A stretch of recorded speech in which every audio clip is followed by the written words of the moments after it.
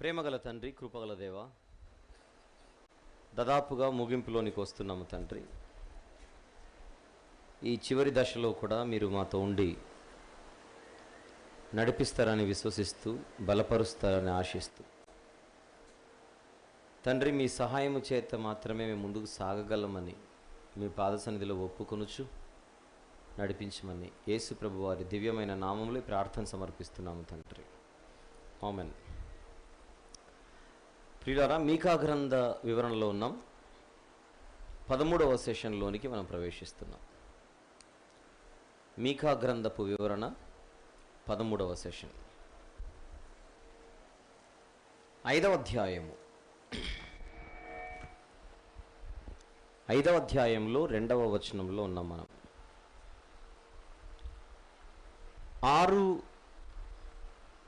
సందేశాలు. ఆ 6 సందేశాలలో మనము 4వ సందేశంలో ఉన్నాం. 4వ సందేశాన్ని 2 భాగాలుగా విడగొట్టుకున్నాం. Part 1, part 2. పార్ట్ 1 ముగించుకొని పార్ట్ 2లోకి వెళ్ళాం. పార్ట్ 1ని మనం ఎన్ని సెక్షన్స్గా డివైడ్ చేసుకున్నాం? Section A, section B. ఇప్పుడు పార్ట్ 2ని తిరిగి మనము 2 సెక్షన్స్గా మనం డివైడ్ చేసుకుంటున్నాం. 2 సెక్షన్స్.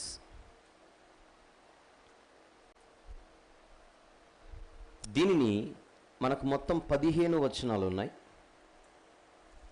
15 వచనాలు ఉన్నాయి. ఇందులో మొదటి 5 వచనాలు సెక్షన్ ఏ క్రిందికి మనము తీసుకుందాం. మొదటి 5 వచనాలు సెక్షన్ ఏ కిందికి మనం రాసుకుందాం. దీనికి రారాజు గారి లోక ప్రవేశం లేదా రాక అర్థం అవడానికి ఏదైనా పర్లేదు. రారాజు గారి రాకను గూర్చిన ప్రవచనం అది. మొదటి వచనాన్ని ముగించుకొని 2వ వచనంలో ఉన్నాము. అక్కడ నుంచే మొదలు పెడదాం. బెత్లెహేము ఎఫ్రాతా, యూదావారి కుటుంబములలో నీవు స్వల్ప గ్రామమైనను నా కొరకు ఇశ్రాయేలీయులను ఏలబోవాడు నీలో నుండి వచ్చును. బెత్లెహేములో నుండి వచ్చాడు యేసుప్రభుల వారు. ఒకప్పుడు దానికి ఎఫ్రాతా అనేటువంటి పేరు ఉండేది అని మనం చదువుకున్నాం. కొన్ని వచనాలను కూడా మనం తీసుకున్నాం. ఈ ఎఫ్రాతాలో ఉండేటువంటి ప్రజలను ఎఫ్రాతీయులు అంటారని మనం గమనించాం. ఇది చూసిన మనము క్రొత్త నిబంధనను మనం గమనించినప్పుడు ఆయన బెత్లెహేంలోనే పుట్టినట్టుగా మనకు తెలుసు. అందుకే వచనాలు తీయించట్లేదు. లేదు ఇవ్వండి అంటే కొన్ని చూద్దాం. అయితే మత్తయి సువార్త 2వ అధ్యాయం 5వ వచనము రాసుకోండి. జనరల్గా నెరవేర్పు కోసం, ఇది నెరవేరిందో లేదో అనడం కోసం. మత్తయి సువార్త 2:5, లూకా సువార్త 2:5 రాసుకొని తర్వాత చూడండి. మత్తయి సువార్త 2:5, లూకా సువార్త 2:5. అయితే యోహాను సువార్తలో ఉన్న మాట మాత్రం చూద్దాం. తెలుసు కదా, హేరోదు రాజు ఈ క్రీస్తు ఎక్కడ పుట్టునని అడగగానే మన పరిసయ్యులు, ముఖ్యంగా శాస్త్రులు, యాజకులు, వీళ్ళందరూ మీకా గారి ప్రవచనాన్ని ప్రస్తావించారు. ఈ ప్రవచనాన్ని వాళ్ళు ప్రస్తావించింది. పోనీ చూద్దాం మత్తయి సువార్తలో కూడా 2వ అధ్యాయము 5వ వచనం 4 నుంచి. కాబట్టి రాజు ప్రధాన యాజకులను, ప్రజలలో నుండి శాస్త్రులను అందరినీ సమకూర్చి క్రీస్తు ఎక్కడ పుట్టునని వారిని అడిగినందుకు వారు యూదయ బెత్లెహేములోనే ఏలైనగా, యూదయ దేశపు బెత్లెహేమా, నీవు యూదా ప్రధానులలో ఎంత మాత్రం అల్పమైన దానివి కావు. ఇశ్రాయేలును నా ప్రజలను పరిపాలించు అధిపతి నీలో నుండి వచ్చినని ప్రవక్త ద్వారా వ్రాయబడి ఉన్నదని మీకా గారి ప్రవచనాన్నే వీళ్ళు ఎత్తి ఆ రోజు ప్రస్తావించారు. అందుకే పాత నిబంధనలో యేసు ప్రభు గురించి ఎన్నో ప్రవచనాలున్నా మీకా గారు రాసిన ఈ ప్రవచనం మాత్రం చాలా ముందు వరుసలో ఉంటుంది. డిసెంబర్ మాసం వచ్చిందంటే ఖచ్చితంగా ఈ వచనం చదువుకోకుండా క్రిస్మస్ జరగదు. అంత ప్రఖ్యాతిగాంచిన ప్రవచనం ఇది. పాత నిబంధనలో యేసు ప్రభుకు సంబంధించిన క్రీస్తు ప్రవచనాలు ఏవైతే ఉన్నాయో ఆ క్రీస్తు రాక ప్రవచనాలలో అత్యంత ప్రాముఖ్యమైన, బాగా అందరికీ తెలిసిన ప్రవచనం ఇది. క్రొత్త నిబంధనలోని మొదటి పేజీలోనే మీకా గారి ప్రవచనం మన కంటికి కనబడుతోంది. ఒక చిన్న ప్రాంతం నుంచి వచ్చిన మీకా గారిని దేవుడు ఎంత గొప్పగా వాడుకుంటున్నాడో చూడండి. లూకాసు వార్త 2:5లో కూడా మీరు వచనాన్ని సపోర్టివ్గా తీసుకోండి. ఇప్పుడు నెమ్మదిగా యోహాను సువార్తలో ఒక మాట చూద్దాం. 7వ అధ్యాయం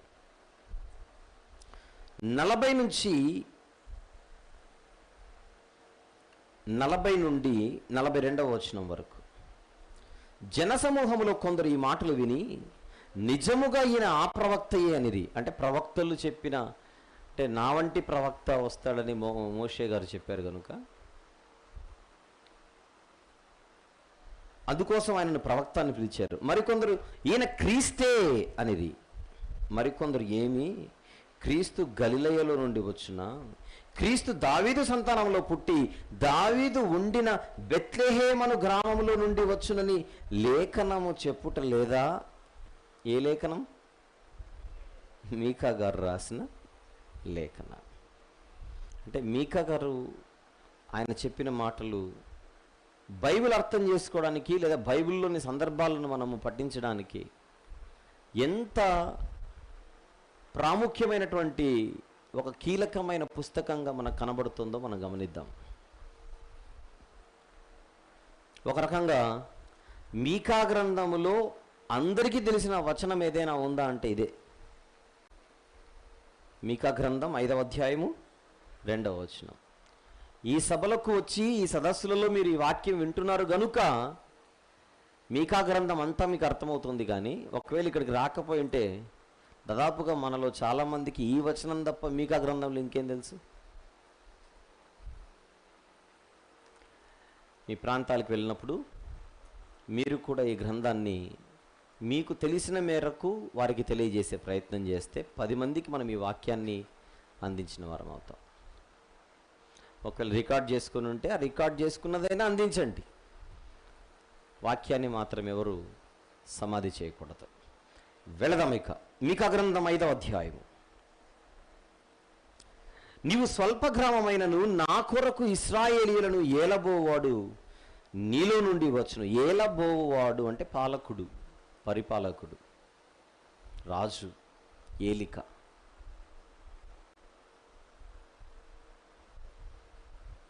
బెత్లెహేములో పుట్టిన శిశువే మన ప్రభు అయిన యేసుక్రీస్తు వారు. రాజ్యభారముతో వచ్చిన వాడే ప్రభు అయిన యేసుక్రీస్తు వారు. రాజుగా మనకు పరిచయం చేసింది బైబిల్.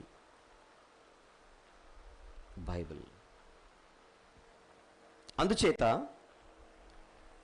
ఆ ఇశ్రాయేలీయులను ఏలబోవాడు నీలో నుండి వచ్చును అని బెత్లెహేముకు ఒక పెద్ద బ్లెస్సింగ్ ఇచ్చాడు. ప్రపంచంలో బెత్లెహేం అనేది ఏ మూలలో ఉందో చెప్పండి? చాలా చిన్ని ప్రాంతం. ఈ చిన్ని ప్రాంతంలో నుంచి లోకనాథుడిని తీసుకొని వచ్చాడు పరలోకపు తండ్రి. దేవుడు ప్రపంచాన్ని రక్షించడానికి చిన్నవారినే, అంటే చిన్ని ప్రాంతాలనే.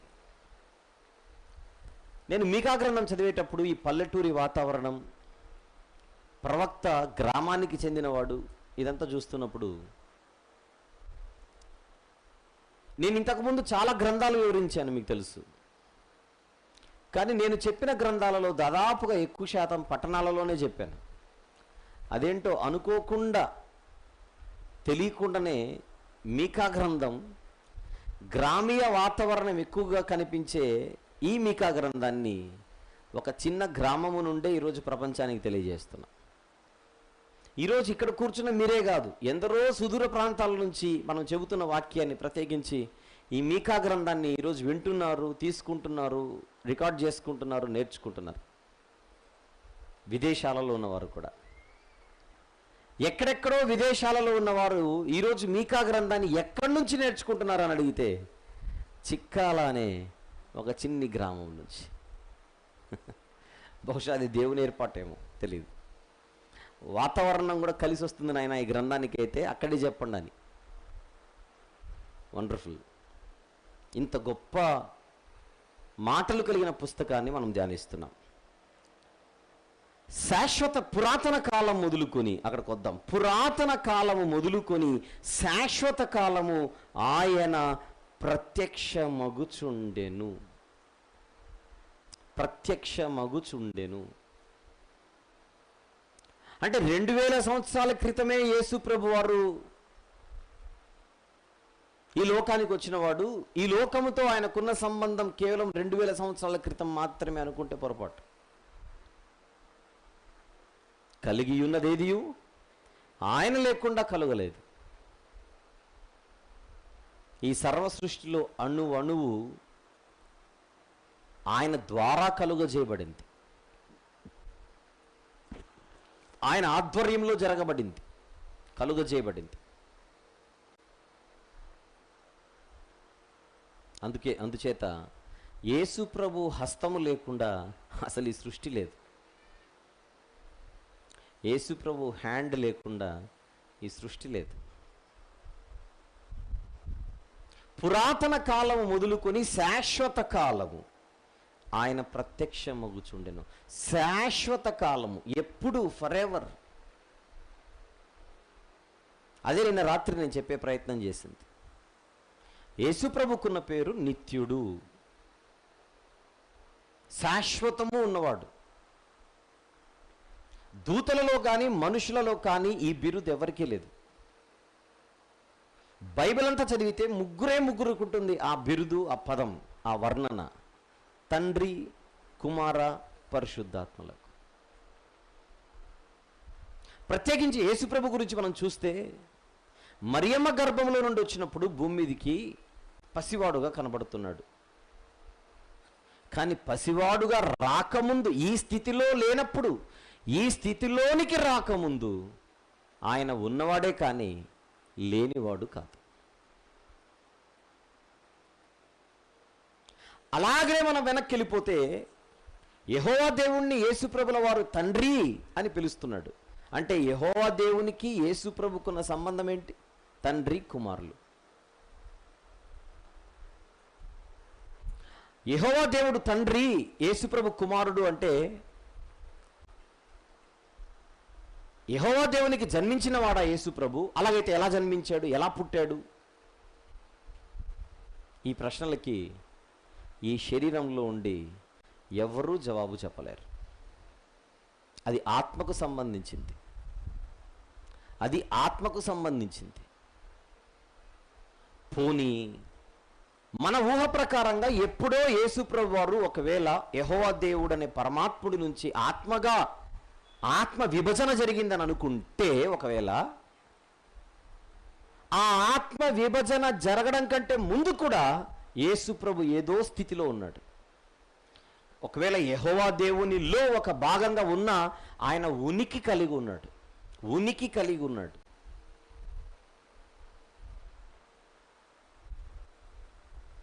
There was no time in the history where we can say that the Lord Jesus had no existence.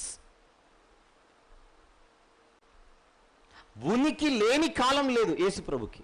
అది మనకు ఆయనకున్న తేడా.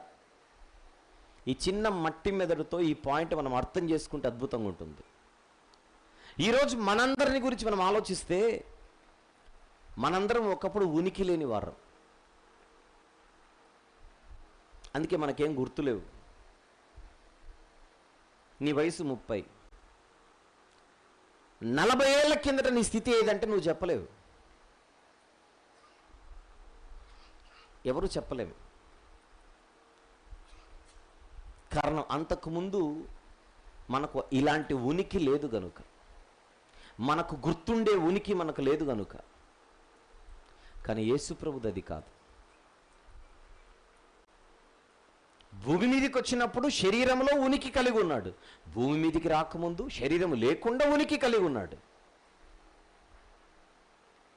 మరి యెహోవా దేవుణ్ణి ఎలాగున తండ్రి అంటున్నాడు? అది ఏంటి, దాని ప్రాసెస్ ఏంటి, దాని ఏంటి అని అడిగితే అల్టిమేట్గా యేసు ప్రభు చెప్పిన మాట, నా తండ్రి మీ తండ్రి, ఆయన నాకు తండ్రే. కానీ జన్మ పుట్టుక అనేసరికి మనము మన టైప్లో ఆలోచించుకుంటే కష్టం. పుట్టుకల్లో చాలా రకాలు ఉన్నాయని చెప్పాను. పక్షిది పుట్టుకే, జంతువుది పుట్టుకే. కానీ ఈ పుట్టుక వేరు, ఆ పుట్టుక వేరు. రెండింటిని పుట్టుక అనే పదాన్ని మనం వాడుతున్నాం. మన కళ్ళ ముందు కనిపించే జాతులు ఏవైతే ఉన్నాయో, ఈ జాతులలో పక్షి పుట్టుక వేరు, ఇంకొకటి ఏంటి, జంతు పుట్టుక వేరు. మనుషులలో కూడా రకరకాల పుట్టుకలు మనం చూస్తున్నాం. తల్లి గర్భంలో నుంచి పుట్టడం ఒకటి ఉంది, అద్దె గర్భంలో నుంచి పుట్టడం కూడా వచ్చేసింది. ఇప్పుడు ఉందా అద్దె గర్భాలు, అది పుట్టుకే. మన కళ్ళ ముందే ఈ ప్రపంచంలో ఎన్ని రకాల పుట్టుకలు కనబడుతున్నప్పుడు, ఒక్కొక్క పుట్టుక మరొక పుట్టుకకు వేరుగా కనబడుతున్నప్పుడు గమనించాలి. ఒక్కొక్క పుట్టుక మరొక పుట్టుకకు వేరుగా కనబడుతోంది, కానీ అన్నిటినీ మనం పుట్టుకనే అంటున్నాం. పక్షిది పుట్టుకే, జంతువుది పుట్టుకే, మనిషిది పుట్టుకే, ఆ మనిషిలో ఆదాముది పుట్టుకే, ఆ మనుషులలో హవ్వమది పుట్టుకే, ఆ మనుషులలో కయ్యనిది పుట్టుకే, ఆ మనుషులలో ఇస్సాకుది పుట్టుకే, ఆ మనుషులలో యేసుప్రభుది పుట్టుకే. మనిషిగా వచ్చాడు కనుక ఆ పదం వాడారు. స్త్రీ పురుషులు లేకుండా వచ్చినవాడు, స్త్రీ పురుషులే లేకుండా వచ్చినవాడు ఆదాము, కానీ పుట్టుకే. పురుషుడి సహాయంతో వచ్చినది హవమ్మ తల్లి, కానీ ఆవిడది పుట్టుకే. వీళ్ళిద్దరి కలయికతో వచ్చినవాడు కయ్యను, ఈయనది పుట్టుకే. స్త్రీ ధర్మం విడిచిపోయిన తర్వాత వచ్చినవాడే ఇస్సాకు, ఆయనది పుట్టుకే. కన్యకకు పుట్టినవాడే యేసు ప్రభు, ఆయనది పుట్టుకే. కుదిరితే రాళ్ల వలన కూడా దేవుడు ఏం చేస్తాడట, మనుషులను పుట్టిస్తాడు, అది పుట్టుకే. మన కళ్ళ ముందే ఇన్ని రకాల పుట్టుకలు కనబడుతున్నప్పుడు ఆ ఆత్మ విభజన మనకి ఏ భాష వాడాలో, ఈ తెలుగు భాషలో మనకు అర్థం కావడానికి, తెలుగు భాషలో మనం పుట్టుక అని అర్థం చేసుకోవడానికి వాడుకుంటున్నాం. ఈవెన్ యేసుప్రభుది కూడా ఈ లోకానికి ఆయన వచ్చినప్పుడు కొన్ని చోట్ల శిశువు పుట్టెను అని రాయబడిన, కొన్ని చోట్ల ఏముంటుంది యేసుప్రభు గురించి, ఆయన ఈ లోకమందు ప్రవేశించినప్పుడు అని ఉంటుంది. మనమేమో పుట్టుక అంతేనా, పుట్టుక అని వాడుతున్నాం, కానీ నిజానికి అది పుట్టుకనా ప్రవేశమా? కరెక్ట్గా మాట్లాడితే ప్రవేశం. మరి పుట్టుక ఎందుకు అంటున్నాడు? ఈ పద్ధతిలో వచ్చాడు కనుక దాన్ని పుట్టుకుంటున్నాం. అన్నంత మాత్రాన that is not the time where he began to come into existence. ఉనికిలోనికి వచ్చిన టైం అది కాదు. ఆయన శాశ్వతం ఉన్నవాడు, నిత్యము ఉండేవాడు. అందుకే ఇక్కడ ఏం రాయబడింది మీకా గ్రంథంలో, పురాతన కాలం మొదలుకొని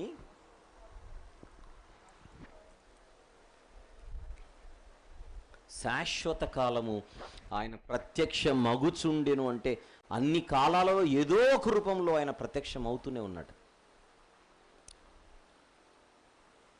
ఇది యేసు ప్రభు గురించి.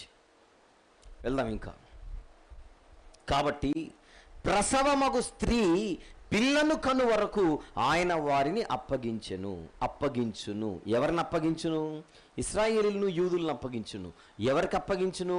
అషూరియులకు, బబులోనీయులకు అప్పగించును. ఎప్పటి వరకు? ప్రసవమగు స్త్రీ పిల్లను కను వరకు. ప్రసవమగు స్త్రీ పిల్లను కను వరకు అంటే మీనింగ్ ఏంటి? చూలాలు ఎప్పుడు బిడ్డకు జన్మనిస్తుంది? నెలలు నిండిన తరువాత. అంతేనా? తల్లి బిడ్డకు జన్మనిచ్చేది ఎప్పుడు? నెలలు నిండిన తర్వాత, నవమాసాలు నిండిన తర్వాత, ఆ కాలము పూర్తయిన తర్వాత. అలాగే బబులోనులో ఇన్ని సంవత్సరాలు మీరు ఉండాలి అని దేవుడు నిర్ణయించాడు. ఎన్ని సంవత్సరాలు? 70. బబులోను చెరలోనికి మీరు వెళ్ళిన తర్వాత ఆ 70 ఏళ్ళు మీరు పూర్తి చేస్తే ప్రసవమగు స్త్రీ పిల్లను కనే కాలం పూర్తయినట్టు. ఒక గర్భవతికి నవమాసాలు ఎలాగునో ప్రయాసతో కూడుకున్నటువంటి కాలం అది, మీకు బబులోను అలాంటిది. 70 సంవత్సరాలు మీరు అక్కడ ఉండాలని చెప్పాడా యిర్మీయా గ్రంథంలో? చూద్దాం ఒకసారి. 70 సంవత్సరములు. 25వ అధ్యాయము 11వ వచనం యిర్మీయా గ్రంథం. ఈ దేశమంతయు పాడుగాను నిర్జనముగాను ఉండును, ఈ జనులు 70 సంవత్సరములు బబులోను రాజుకు దాసులుగా ఉందురు. అది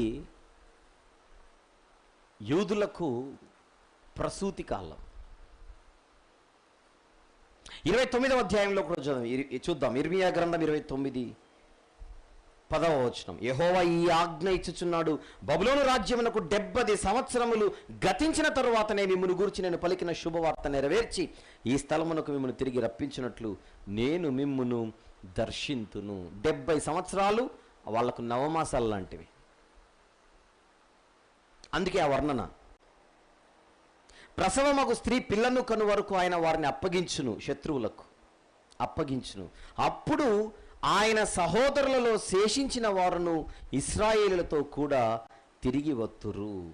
అప్పుడు ఆయన సహోదరులలో శేషించిన వారును ఇశ్రాయేలులతో కూడా వత్తురు. శేషించిన వారు, ఈ పుస్తకంలో శేషించిన వారు అని పదే పదే కనబడుతుంటుంది మనకు. 4వ అధ్యాయంలో కూడా చూస్తున్నాం శేషించిన వారు. 7వ వచనంలో, 4వ అధ్యాయం 7వ వచనంలో కూడా మనము శేషించిన వారు అన్న పదాన్ని మనం చూసాం. అంటే శేషము లేకుండా యూదులు ఉండరు. యెషయా గారి పెద్ద కుమారుని పేరు ఏమని చూసాం మనం రాత్రి వేళ సభల్లో? షెయార్యాషూబు. షెయార్యాషూబు అంటే అర్థం ఏంటి? శేషము తిరిగి వచ్చును. శేషము తిరిగి వచ్చును. A remnant shall return అని. అదే మీకా గారు చెబుతున్నారు, శేషము తిరిగి వచ్చును. దేవుడు విడిచిపెట్టువాడు కాదు. ఎందుకు ఈ సందేశం అంతా? ఏంటి మెసేజ్ అంతా? విడుదలను గురించిన సందేశం ఇది. ఆ విడుదలను గురించిన సందేశాన్ని అందిస్తూ మధ్య మధ్యలో చెబుతున్నాడు, కొద్ది రోజులు తప్పదు, కొద్ది రోజులు తప్పదు, కొద్ది రోజులు తప్పదు.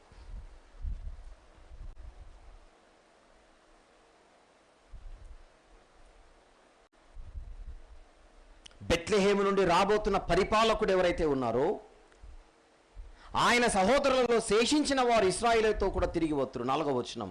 ఆయన నిలిచి, ఎవరు నిలిచి? ఆ పాలకుడు నిలిచి యెహోవా బలము పొంది తన దేవుడైన యెహోవా నామ మహాత్మ్యమును బట్టి తన మందను మేపును.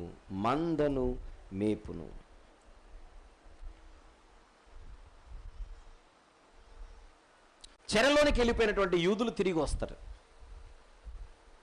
వచ్చిన తర్వాత ఎలా ఉంటుందో చెబుతున్నాడు ఇక్కడ. కానీ ఈ సందర్భంగా ఒక మాట చెబుతాను. ఇశ్రాయేలీలు, యూదులు చెరలోనికి వెళ్ళడం అనేది వాళ్ళ పాయింట్ ఆఫ్ వ్యూలో వాళ్ళకి మైనసే. ఆ పాయింట్ చెప్పి ముందుకు వెళ్తాను, బికాజ్ ఇట్ ఈస్ ఇంపార్టెంట్. ఇశ్రాయేలీలు, యూదులు అన్నవారు చెరలోనికి వెళ్ళడం అనేది వాళ్ళ కోణంలో ఆలోచిస్తే మైనసే వాళ్ళకి. పాపం, సొంత దేశాన్ని విడిచిపెట్టి వెళ్ళిపోవాల్సి వచ్చింది. కానీ మనలాంటి వారి పాయింట్ ఆఫ్ వ్యూలో చూస్తే, పోనీ ప్రపంచ పాయింట్ ఆఫ్ వ్యూలో చూస్తే అది ఎప్పుడు ప్లస్సే ప్రపంచానికి. దేవుడు కొన్ని సందర్భాల్లో ఇశ్రాయేలును దెబ్బతీసినప్పుడు అది మిగిలిన వాళ్ళకి ఆశీర్వాదకరంగా మలిచాడు. ఒక చిన్న ఎగ్జాంపుల్ చెప్తా మీకు. చెరలోనికి వెళ్ళిపోయిన వారిలో దానియేలు లాంటి భక్తుడు ఉన్నాడు. షడ్రక్ మెషక్ అబేద్నెగో లాంటి వాళ్ళు ఉన్నారు. యెహెజ్కేలు లాంటి వారు ఉన్నారు. యూదయలో ఉండవలసిన భక్తులు వేరే దేశానికి వెళ్ళిపోవడం అన్నది ఆ దేశానికి ఆశీర్వాదమా కాదా చెప్పాలి? ఆ దేశానికి బ్లెస్సింగ్ ఏనాది? దానియేలు గారు వెళ్ళడం వలన నెబుకద్నెజరుకు వచ్చిన స్వప్నాన్ని ఆయన భావాన్ని చెప్పగలిగాడు, విప్పగలిగాడు. అది చక్రవర్తికి అర్థమైంది. అది అర్థం కావడం వల్ల చక్రవర్తి లోకానికే చాటి చెప్పాడు, దానియేలు దేవుడే దేవుడని. ఇప్పుడు దానియేలు యూదయలో ఉంటే బాగుంటుందా? ఈ మాటను బట్టి బబులోనికి వెళ్ళడమే మంచిదైందా? అది చెప్పండి. ప్రపంచానికి దేవుని గురించిన వార్త, దేవుని గురించిన గొప్పతనం చేరాలి అని అంటే ప్రపంచానికి వినపడే అంత పెద్ద మైక్ కావాలి మనకు. ప్రపంచానికి వినపడే అంత పెద్ద సౌండ్ బాక్స్ కావాలి. ఆ సౌండ్ బాక్స్ ఏమో బబులోన్లో ఉంది. ఆ సౌండ్ బాక్స్ పేరు, ఆ మైక్ పేరు నెబుకద్నెజర్. యూదయలో దానియేలు గారు ఇంట్లో ఉండి దేవుని గురించి చెప్తే ఎవడికి వినపడుతుంది? పేరుకేమో శిక్ష, ఎవరికి? యూదులకు. ఆ శిక్షలో కూడా దేవుడు ఒక మేలు చేసుకుంటూ వచ్చాడు ప్రపంచానికి. అంతేనా? దానియేలు దగ్గర దేవుని గురించిన సరుకు ఉంది. ఆ సరుకు ప్రపంచానికి వెళ్ళాలి. ప్రపంచానికి వెళ్ళాలంటే ప్రపంచానికి పంపించగలిగే సాధనం దేవునికి కావాలి. ఆ నెబుకద్నెజరును వాడుకొని ఇప్పుడు బబులోను సామ్రాజ్యంలో సైన్యాధిపతులు ఉన్నారు, మంత్రులు ఉన్నారు, సామాన్యులు ఉన్నారు, వ్యాపారస్తులు ఉన్నారు, ఎందరో ఉన్నారు, రైతులు ఉన్నారు. దేవుడు ఎలాగూ తన ఉద్దేశాన్ని తెలియజేయాలనుకున్నాడు. ఒక రైతుకు చెప్పిండొచ్చుగా, పొలంలో పని చేసుకునేవాడికి. ఒక వ్యాపారస్తుడికి చెప్పిండొచ్చుగా, ఒక మంత్రికి చెప్పిండొచ్చు కదా, లేదా ఒక సైన్యాధిపతికి చెప్పిండొచ్చు కదా. వీళ్ళు ఎవరిని కాదని టాప్లో ఉన్నోడిని పట్టేశాడు నెబుకద్నెజరు. అతనికే కల తెప్పించాడు. భవిష్యత్తు తెలుసు దేవునికి, వీడికి చెప్పినా అర్థం కాదండి. చచ్చినట్టు బండి ఎక్కడ ఆగింది? ఎక్కడికి వెళ్ళి ఆగింది బండి? దానియేలు గారి దగ్గరికి వెళ్ళి ఆగింది బండి. దానియేలు గారు వచ్చి దేవుడు నీకు తెలియజేస్తున్న భవిష్యత్తు అన్నాడు. అద్రిపోయాడు నెబుకద్నెజరు. ఇది చెప్పకుండా నేను ఉండలేనని చెప్పి లోకమంతటికి చాటి చెప్పాడు. ఏమని? దానియేలు దేవుడే దేవుడు.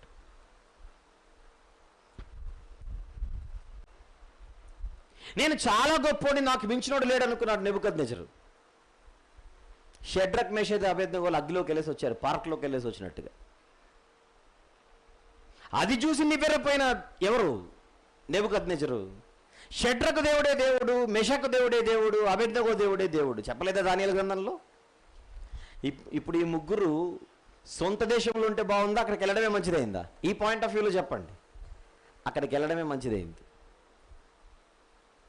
అలా దర్యావేషు చెప్పాడు, నెబుకద్నెజరు చెప్పాడు. బైబిల్ ఏం రాయబడి చెప్పనా? ఇశ్రాయేలీయుల తడబాటు, వారు తొట్టిల్లడం అన్యజనులకు ఆశీర్వాదం అన్న భావనతో మాటలు ఉన్నాయి. చూద్దాం ఒకసారి.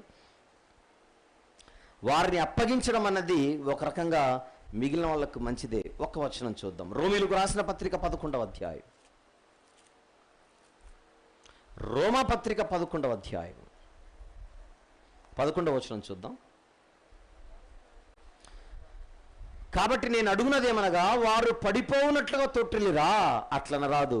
వారికి రోషము పుట్టించుటకై వారి తొట్టుపాటు వలన అన్యజనులకు ఏమి కలిగెను? రక్షణ కలిగిన. ఎంత బాగుందన్నమాట. అంటే ఇది వీళ్ళ గొప్పతనమేం కాదు, దేవుని గొప్పతనం. ఆ సిచ్యువేషన్ని దేవుడు అలా మలిచాడు. ఆ సిచ్యువేషన్ని దేవుడు అలా మలిచాడు.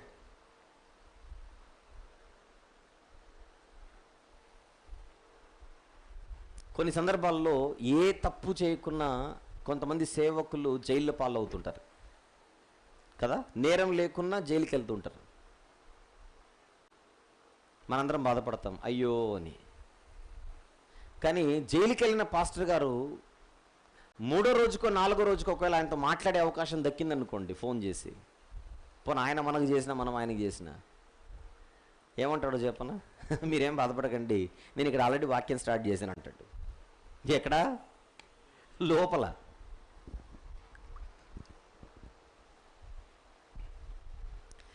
అంటే ఈయన ఎక్కడుంటే చెట్టు కింద ఉన్న అదే చేస్తాడు, బయట ఉన్న అదే చేస్తాడు, స్టేజ్ మీద ఉన్న అదే చేస్తాడు, జైల్లో ఉన్న అదే చేస్తున్నాడు. ఇప్పుడు పాస్టర్ గారు లోపలికి వెళ్ళడం అనేది లోపల ఉన్న వాళ్ళకి ప్లస్సా మైనసా? చెప్పండి. లోపల ఉన్న వాళ్ళకి ప్లస్సే. అలా మారినోళ్ళు కూడా ఎందరో ఉన్నారు. బెస్ట్ ఎగ్జాంపుల్ చెప్పనా? పౌలు శీలలు జైలుకి వెళ్ళారు. సైలెంట్గా ఉన్నారా? ఇంతమందిని మార్చి మళ్ళీ బయటకు వచ్చారు. ఒక్కొక్కసారి దేవుని పిల్లలకు కష్టాలు వస్తే అది పక్కన వాళ్ళకు ప్లస్ అవుతుంటుంది. ఇప్పుడు యూదులకు కష్టాలు వచ్చాయి. కష్టాలు వచ్చిన యూదులలో భక్తులు కూడా ఉన్నారు. ఆ భక్తులు ప్రపంచ నలుమూలలకు చెదిరిపోయారు పరిస్థితులను బట్టి. ఆ కాలమందు యెరూషలేములో గొప్ప హింస కలిగినందున చెప్పండి, అపోస్తలులు తప్ప నెక్స్ట్ మిగిలిన వారందరూ చెదిరిపోయేరి. బాగుంది. చెదిరిపోయింది ఎవరు? భక్తులా భక్తిహీనులా? చెదిరిపోయింది కూడా భక్తులే. ఆ చెదిరిపోయిన వాళ్ళు ఏం చేశారో చూడండి. ఇప్పుడు చెదిరిపోయిన వాళ్ళు ఏం చేశారు? అపోస్తలుల కార్యములు 8వ అధ్యాయం 4వ వచనం. కాబట్టి చెదిరిపోయిన వారు సువార్త వాక్యమును ప్రకటించుచు సంచారము చేసిరి. ప్లస్సా మైనసా? ప్లస్సే. అంటే ఇప్పుడు యెరూషలేముకు హింస రావడం కూడా ఒక రకంగా వేరే ప్రాంతాలను మనసులో పెట్టుకుంటే ప్లస్సే. ప్లస్సే.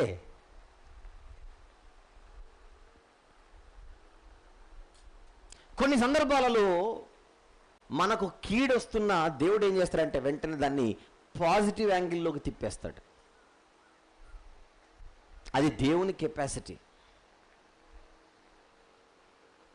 అది దేవుని కెపాసిటీ. కానీ ఇక్కడ యూదులు ఎవరైతే ఉన్నారో, ఈరోజు తప్పు చేసి చెరలోకి వెళ్ళిపోతున్న వాళ్ళు ఎవరైతే ఉన్నారో వాళ్ళందరూ భక్తులేం కాదు. భక్తులు కాదు కనుకనే వెళుతున్నారు. అయితే ఈ భక్తిహీనులతో పాటు అక్కడక్కడక్కడక్కడక్కడక్కడ భక్తులు కూడా వెళ్ళిపోయారు. ఎలాంటి భక్తులు? దానియేలు లాంటి భక్తులు, షడ్రక్ మేషక్ అబేద్నెగో లాంటి భక్తులు, ఇంకా యెహెజ్కేలు లాంటి భక్తులు. అక్కడికి వెళ్ళిన తర్వాత పుట్టిన భక్తులు కొంతమంది ఉన్నారు. నెహెమ్యా లాంటి వాడు, ఎజ్రా లాంటి వారు. భక్తులు ఏ ప్రాంతంలో ఉంటే ఆ ప్రాంతానికి ఆశీర్వాదం. అదే ఇక్కడ అప్పగించును అన్న పదాన్ని బట్టి నేను చెబుతున్నాను 3వ వచనంలో. కాబట్టి ప్రసవమగు స్త్రీ పిల్లను కను వరకు ఆయన వారిని అప్పగించును. అప్పగించడాన్ని బట్టి ఒకవేళ యూదులు బాధపడినా ప్రపంచానికి అది మేలు చేసింది అని మనం జాగ్రత్తగా మనం మాట్లాడుకోవచ్చు. చాలా చక్కగా దాన్ని మనం నిర్ధారించుకోవచ్చు.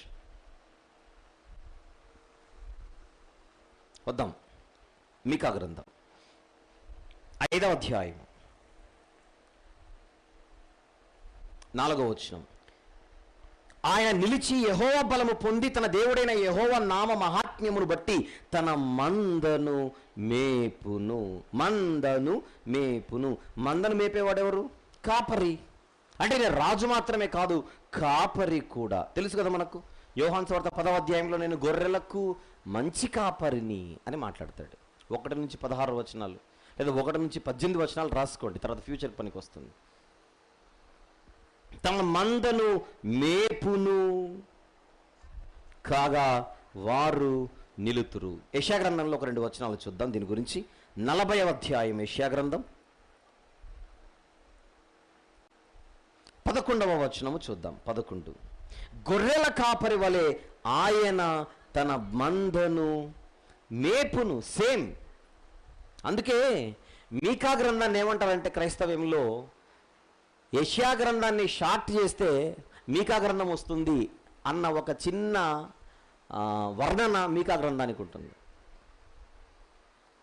యెషయా గారికి మీకా గారికి ఒక చిన్న తేడా ఏంటని అడిగితే, మీకా గారు యూదులు ఇశ్రాయేలీలు వీళ్ళిద్దరి గురించే మాట్లాడాడు. యెషయా గారు ఇంటర్నేషనల్ విషయాలు కూడా మాట్లాడాడు, అంతర్జాతీయ విషయాలు కూడా మాట్లాడాడు యెషయా గారు. మీకా గారు తన ప్రాంతానికి మాత్రమే పరిమితమై మాట్లాడాడు.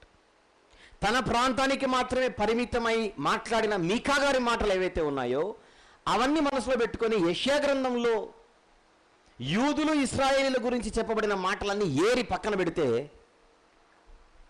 మళ్ళీ యూదులు ఇశ్రాయేలీల గురించినటువంటి యెషయా గారు చెప్పిన మాటలన్నీ తీసి ఒకచోట పెట్టి, ఎందుకంటే అక్కడ చాలా విషయాలు చెప్తాడు యెషయా గారు. వేరే వాళ్ళ గురించి కూడా మాట్లాడతాడు, వేరే దేశస్థుల గురించి మాట్లాడతాడు. అవన్నీ పక్కన పెట్టి ఇవి మాత్రమే తీసి పక్కన పెట్టి మీకా గ్రంథాన్ని ఆ గ్రంథాన్ని మనం పక్కన పెట్టుకుంటే దాదాపుగా ప్యారలల్గా వెళ్తుంటాయి గ్రంథాలు ఈ రెండు కూడా. అదే నేను చెప్తున్నాను. యెషయా గారు గొర్రెల కాపరి వలె ఆయన తన మందను ఏం చేస్తారట? మేపును. 49వ అధ్యాయం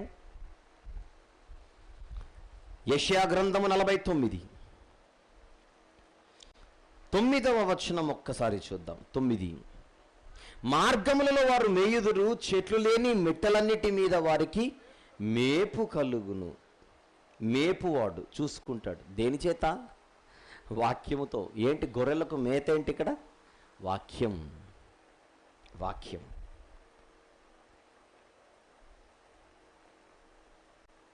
ఆయన భూమి అంతముల వరకు ప్రబలుడగును.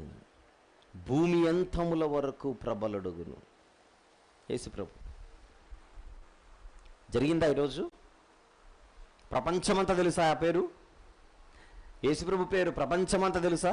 ఆ మధ్యలో ఒక సర్వే పెట్టి ప్రపంచంలో ఎక్కువ మందిలో స్ఫూర్తి నింపిన వాడు ఎవరైనా ఒక సర్వే పెడితే ఈ పెద్ద గొప్ప గొప్ప చరిత్రకారులు పుట్టిన ప్రపంచంలో టాప్ ప్లేస్లో కనిపించే ఒకే ఒక పేరే ప్రభు అయిన యేసుక్రీస్తు వారి పేరు. కీర్తనలో కూడా ఆయన గురించిన మాట చూద్దాం ఒక్కసారి. కీర్తన గ్రంథంలోని 72వ కీర్తన.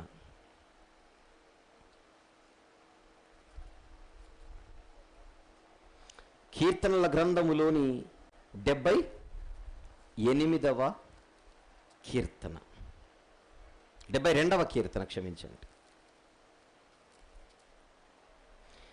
8వ వచనం ఒకసారి చూద్దాం.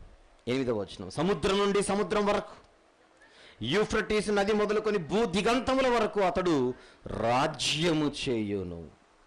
ఈరోజు మనం కూడా ఆయన ప్రభుత్వంలోనే ఉన్నాం. ఈరోజు మనము కూడా ఆయన ప్రభుత్వంలో ఉన్నాం. ఆయన రారాజుగా, ఆయన దాసులుగా బతుకుతున్నాం. మొత్తం ప్రబలిపోయింది. అదే చెబుతున్నాడు మీకా గారు. భూమి అంతముల వరకు ఆయన ప్రబలుడగును. ఎంత బాగుందో ఆ మాట చదువుతుంటే కదా. ఎందుకంటే భూమి అంతముల వరకు ఆయన ప్రబలుడగును అంటే ఇండైరెక్ట్గా ఈరోజు మనకు కూడా ఆయన ప్రభుగా ఉండి అంత గొప్పవాడిని పొందగలిగిన ధన్యులుగా ఈరోజు మనల్ని మనం చూసుకోగలుగుతున్నాం కనుక అది ప్రబలుడగును. ఆయన సమాధానమునకు కారకుడగును అంటున్నాడు చూడండి. అందుకే సమాధానకర్తయగు అధిపతి అని ఆయనకు పేరు. ఆయనే మన శాంతి, ఆయనే మన సమాధానం. బైబిల్లో ఎన్నో వచనాలు ఉంటాయి. లోకమిచ్చినట్టుగా కాదు, నేనిచ్చు శాంతి వేరు అని చెబుతాడు ఆయన. సమాధానకు కారకుడగును. క్రొత్త నిబంధనలు చాలా ఉన్నాయి మీకు. ఎఫెసీ పత్రిక 2లోను మిగిలినటువంటి చాలా వచనాలు మనకు ఆయన గురించి మాట్లాడతాయి. అష్షూరు మన దేశంలో చొరబడి మన నగరాలలో ప్రవేశింపగా వానిని ఎదిరించుటకు మేము 7 గొర్రెల కాపరులను 8 ప్రధానులను నియమింతుము. ఎక్కడ నియమింతుము? ఆయన రాజ్యంలో నియమింతుము. యేసుప్రభు వచ్చినప్పుడు ఆయన రాజ్యములో ఎవరు వస్తారట? 7 గొర్రెల కాపరులు 8 ప్రధానులు నియమింపబడతారు. ఎవరు వచ్చినప్పుడట? అష్షూరు మన దేశంలో చొరబడి మన నగరాలలో ప్రవేశింపగా వాన్ని ఎదిరించుటకు. ఇది కొంచెం అర్థం కాదు, అందుకే నేను వివరించాలి. మీకా గారి కాలానికి అష్షూరియులే ఇశ్రాయేలీలకు శత్రువులు. మీకా గారి కాలానికి ఎక్కువ థ్రెట్ ఎవరి దగ్గర నుంచి ఉంది? ఇశ్రాయేలీలకు, యూదులకు అష్షూరీల నుంచి ఉంది. అష్షూరీలు వెళ్ళిపోయిన తర్వాత బబులోనీయులు వస్తారు. భవిష్యత్తులో శత్రువులు మారుతారు. శత్రువులు ఎవరైనా వాళ్ళందరికీ ప్రాతినిధ్యముగా అష్షూరు అన్న పదాన్ని వాడాడు మీకా గారు. అంటే యేసు ప్రభు వచ్చేసరికి మళ్ళీ అష్షూరీలు వస్తారని కాదు. ఈ వచనం సరిగా అర్థం కాక ఇప్పటికీ కొంతమంది అష్షూరు అనేది ఒకప్పుడు ఎక్కడైతే ఉన్నిందో భూభాగం, ఈరోజు అది ఉత్తర ఇరాక్. ఈరోజు ప్రపంచ పటంలో నార్దర్న్ ఇరాక్ అది. ఆ భూప్రాంతాన్ని భవిష్యత్తులో ఇశ్రాయేలీలు ఏలుతారు అని ఎదురు చూస్తున్నారు ఈ వచనాన్ని బట్టి. ఏ వచనాన్ని బట్టి? 5వ వచనాన్ని బట్టి. అష్షూరు మన దేశంలో చొరబడి మన నగరంలో ప్రవేశింపగా దానిని ఎదిరించుటకు ఇక్కడ నాయకులు తయారవుతారు అని చెప్తున్నాడు. ప్రధానులు.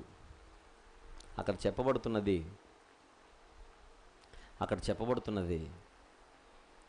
ఒకసారి మనం మాట్లాడుతుంటాం.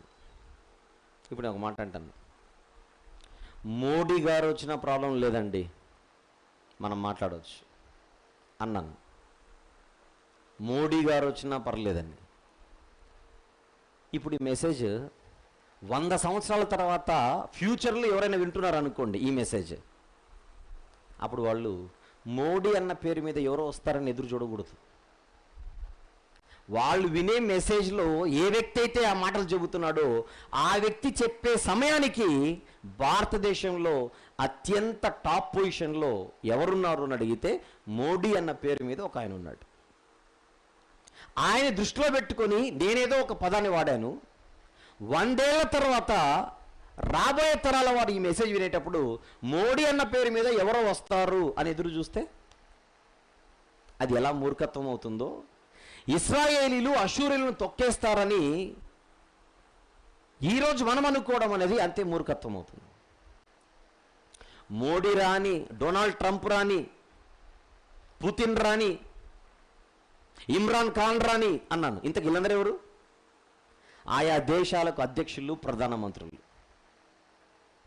నేను మాట్లాడే సమయానికి ప్రపంచంలో శక్తిగల అధిపతులు ఎవరైతే ఉన్నారో, ప్రధానులు ఎవరైతే ఉన్నారో వాళ్ళ పేర్లు ప్రయోగించాను. 100 ఏళ్ల తర్వాత ఎవరైనా మాట్లాడుకోవాలనుకుంటే వాళ్ళున్న టైంకి ఎవరైతే ఉంటారో వాళ్ళ పేర్లు పెట్టుకోవాలి. అంటే నరేంద్ర మోడీ అన్న పేరు ఈ మెసేజ్కి సంబంధించి భవిష్యత్తులో ఏ ప్రధానమంత్రికైనా ప్రాతినిధ్యం వహించే ఒక పేరు. ఇది మీకు అర్థమైతే మీకా గారి కాలానికి ఉన్నత శిఖరాలపై బలమైన రాజ్యంగా ఉన్నదే అష్షూరు సామ్రాజ్యం.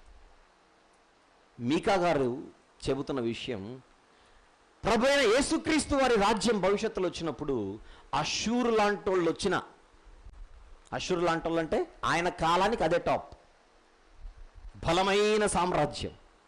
అంటే బలవంతులైన శత్రువులు క్రీస్తు రాజ్యములో ఒకవేళ వాళ్ళు ప్రవేశించాలన్నా ఆ క్రీస్తు రాజ్యంలో ఎవరుంటారట? గొర్రెల కాపరులు, ఇంకా ప్రధానులు ఉంటారట. వీళ్ళేం చేస్తారు? వారు అష్షూరు దేశమును దాని గుమ్మముల వరకు, నిమ్రోదు దేశమును ఖడ్గము చేత మేపుదురు. అష్షూరీయులు మన దేశంలో చొరబడి మన సరిహద్దులలో ప్రవేశించినప్పుడు ఆయన ఈలాగున మనలను రక్షించును.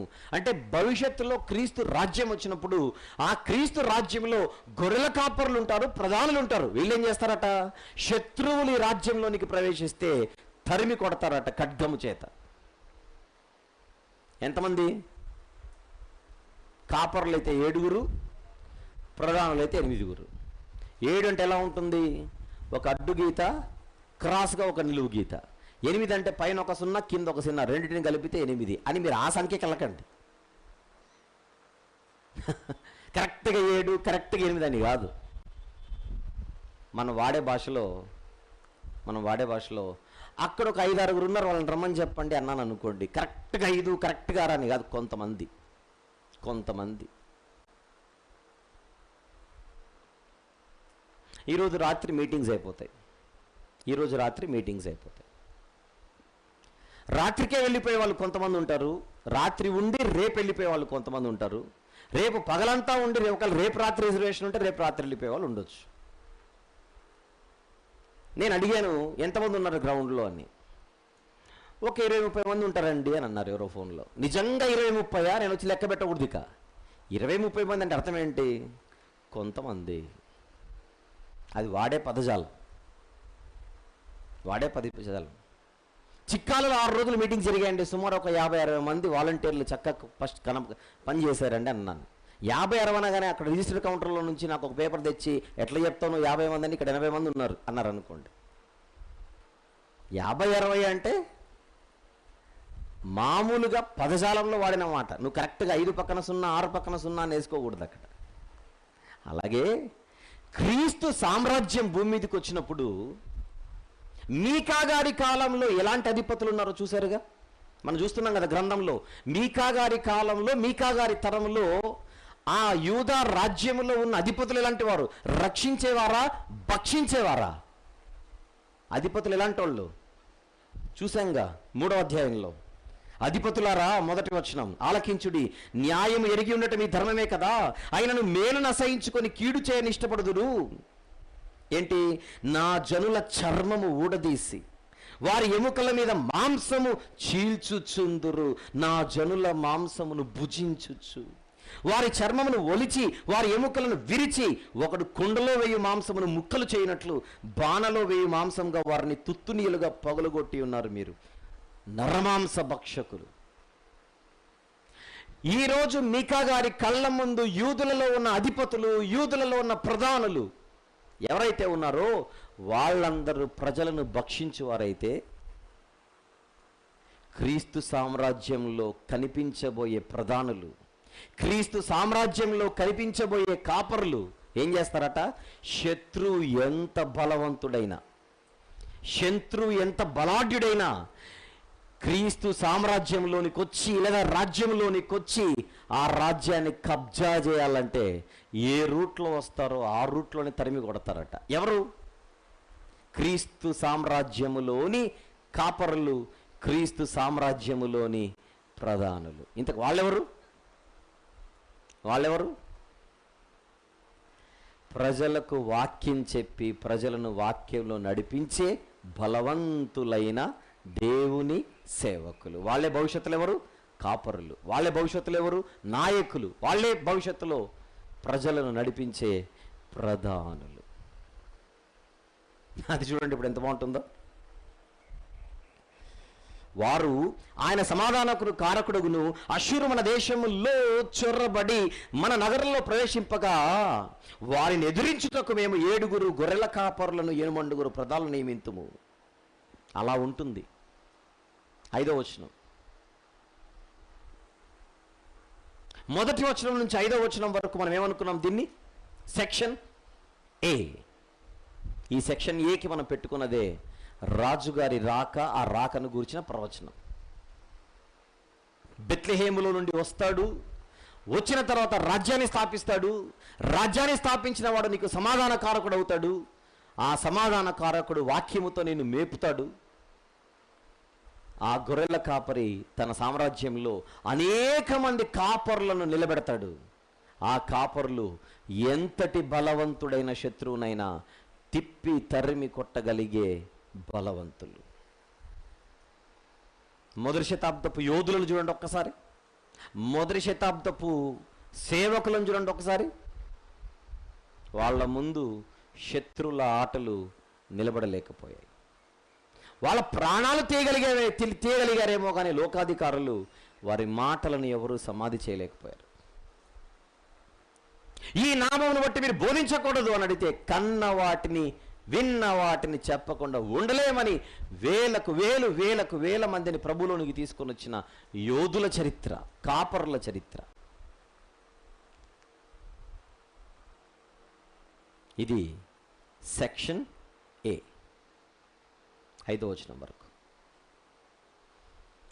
రాజుగారి రాకను గూర్చిన ప్రవచనం బెత్లెహేము నుండి. సెక్షన్ బికి వెళ్దాం. 6వ వచనం నుండి వారు అశ్షూరు దేశమును దాని గుమ్మముల వరకు, నిమ్రోదు దేశమును ఖడ్గము చేత మేపుదురు. అశ్షూరు దేశము నిమ్రోదు దేశం అన్న ఒకటే. ఎందుకంటే అశ్షూరును మొట్టమొదట అశ్షూరు అన్న ప్రాంతాన్ని కట్టించినదే నిమ్రోదు గనుక. అశ్షూరు దేశం అంటేనే నిమ్రోదు దేశం. ఆదికాండం 10వ అధ్యాయము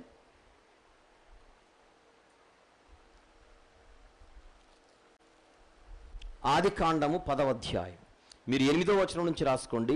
ఆయన అశ్షూరు అన్న ప్రాంతాన్ని డెవలప్ చేసినట్టుగా, నీనెవే అనే పట్టణాన్ని కట్టించినట్టుగా చూడగలం. 11వ వచనంలో ఆ దేశం నుండి అశ్షూరుకు బయలుదేరి వెళ్ళి నీనెవేను ఆయన కట్టించాను. ఎవరితను?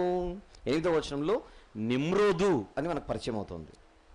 నిమ్రోదు అని పరిచయం అవుతుంది. ఆ నిమ్రోదు కట్టించిన నీనెవే అశ్షూరీయులకు రాజధాని గనుక అశ్షూరు ప్రాంతాన్ని డెవలప్ చేసింది మొట్టమొదట నిమ్రోదు గనుక ఆ ప్రాంతానికి నిమ్రోదు దేశం అని కూడా వచ్చింది. అది మనసులో పెట్టుకోండి. ఆ నిమ్రోదు దేశమును ఖడ్గము చేత మేపుదురు. అంటే శత్రువులు ఎవరైనా ఏ ప్రాంతం నుంచి అయినా వస్తే భవిష్యత్తులో, ఖడ్గం అంటే నిజంగా కత్తి కాదు, వాక్యం అనే ఖడ్గం. ఆ వాక్యం అనే ఖడ్గముతో శత్రువులకు కూడా భోజనం పెట్టి మేపుతారట. మేపుదురు. ఇంకా నెక్స్ట్, అశ్షూరీయులు మన దేశంలో చొరబడి మన సరిహద్దులలో ప్రవేశించినప్పుడు ఆయన ఈలాగున మనలను రక్షించును. యెషయా గ్రంథం 14, యెషయా గ్రంథం 14వ అధ్యాయం 25వ వచనము చూద్దాం ఒక్కసారి. యెషయా గ్రంథం 14:25వ వచనం చూస్తున్నాం. నా దేశంలో అశ్షూరును సంహరించేదను, నా పర్వతముల మీద వాని నలుగద్రొక్కెదను, వాని కాడి నా జనుల మీద నుండి తొలగిపోవును. ఆత్మీయార్థంతో కూడుకున్నటువంటి మాటలు ఇవి. Okay, right. 7వ వచనం మనం సెక్షన్ బిలోకి వెళ్తున్నాం, గమనించండి.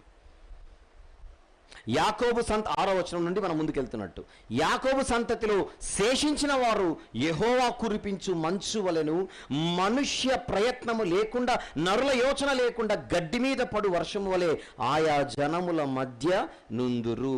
యాకోబు సంతతిలో శేషించిన వారు ఎలా ఉంటారు? యెహోవా కురిపించు మంచు వలె. భవిష్యత్తులో ఎవరైతే కేవలం కోరేషు ద్వారా విడుదల వచ్చిన తర్వాత వచ్చేటువంటి శేషమే కాదు,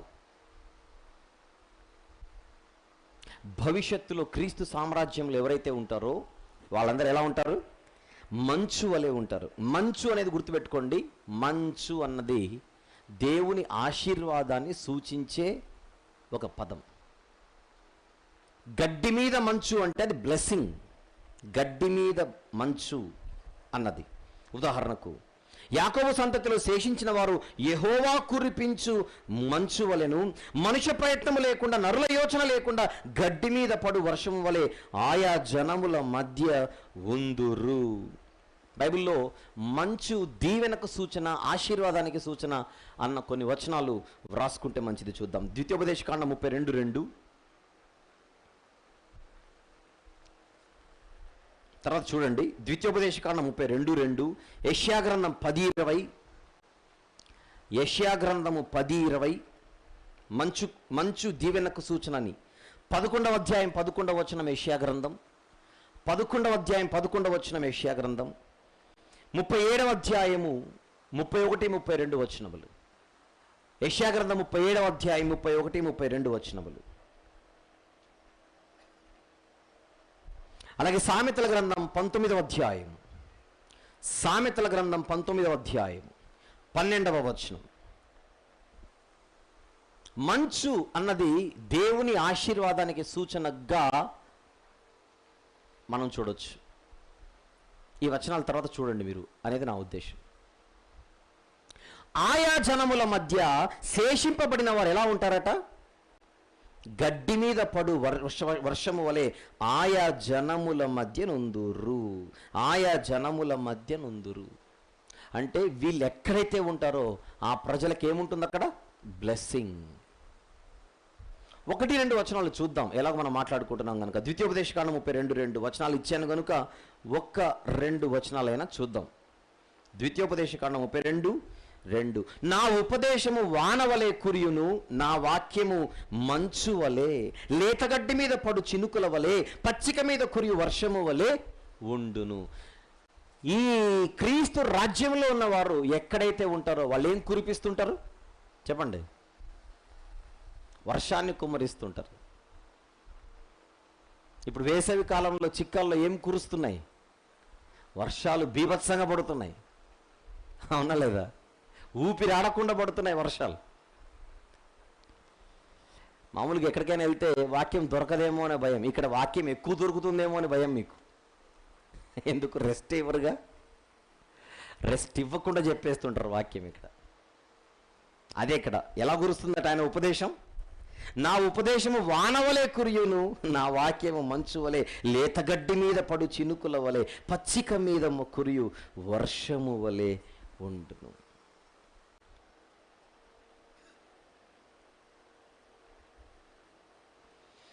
ఒక యెషయా 10:20 తీయండి, ఒక యెషయా 37-31 తీయండి, చూద్దాం, స్పీడ్గా చదువుదాం. యెషయా గ్రంథం 10వ అధ్యాయం 20వ వచనము చూద్దాం. 20వ వచనం. ఆ దినమున ఇశ్రాయేలు శేషమును యాకోబు కుటుంబీకులను తప్పించుకుని వారును తమను హతము చేసిన వారిని నీకు ఆశ్రయింపక సత్యమును బట్టి ఇశ్రాయేలుల పరిశుద్ధ దేవుడైన యెహోవాను నిజముగా ఆశ్రయించేదరు. శేషము వస్తుంది అనడానికి. అలాగే 37వ అధ్యాయం 31, 32 వచనాలలో కూడా శేషము తిరిగి వచ్చిన అర్థం ఉంటుంది. యెషయా 37, 31, 32 వచనములు. యూదా వంశములో తప్పించుకున్న శేషం ఇక క్రిందికి వేరు తన్ని మీదికి ఎదిగి ఫలించును. శేషించు వారు యెరూషలేములో నుండి బయలుదేరుదురు, తప్పించుకుని వారు సియోను కొండలో నుండి బయలుదేరుదురు. సైన్యములకు అధిపతియగు యెహోవా ఆసక్తి దీన్ని నెరవేర్చును. అప్పుడు వీళ్ళందరూ ఎలా ఉంటారు? అది మనం చూసాం. మంచు వలె ఉంటారు, దీవెనకరంగా ఉంటారు. సామెతల గ్రంథం అది కూడా చదివేసేయండి. 19వ అధ్యాయం 12వ వచనం. రాజు కోపము, తీస్తున్నారా? 19వ అధ్యాయము 12వ వచనం.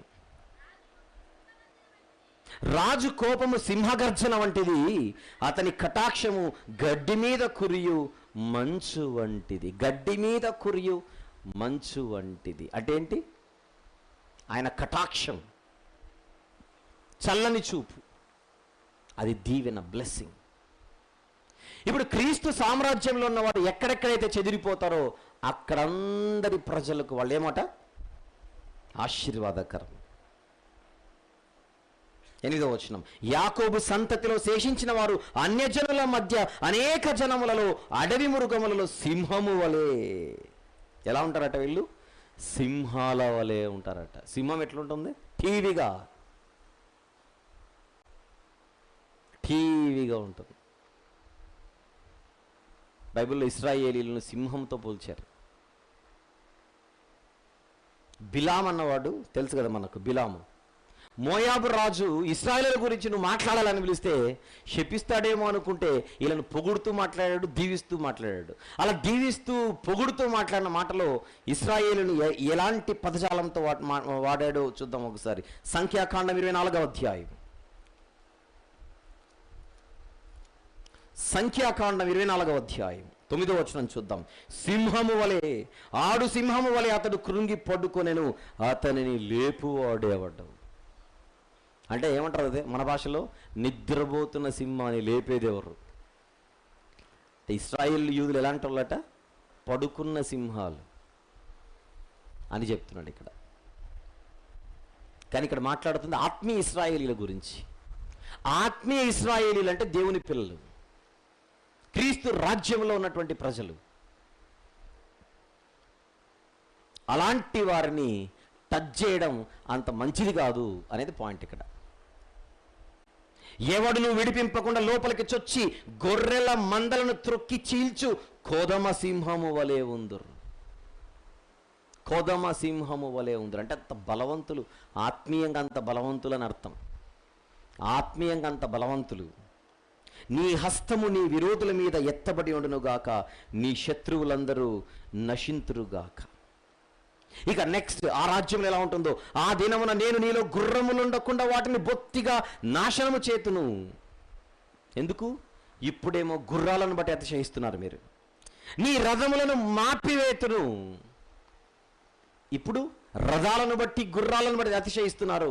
కానీ ఆ సామ్రాజ్యంలో గుర్రాలను బట్టి రథాలను బట్టి ఎవరు అతిశయించరు. నీ దేశమందున్న పట్టణములను నాశనము చేతును, నీ కోటలను పడగొట్టుదును, నీలో చిల్లంగి వారు లేకుండా నిర్మూలము చేతును, మేఘములను చూచి మంత్రించువారు ఇక నీలో ఉండరు. నీ చేతి పనికి నీవు మ్రొక్కకుండానట్లు చెక్కిన విగ్రహములను, దేవతా స్తంభములను నీ మధ్య ఉండకుండా నాశనము చేతును.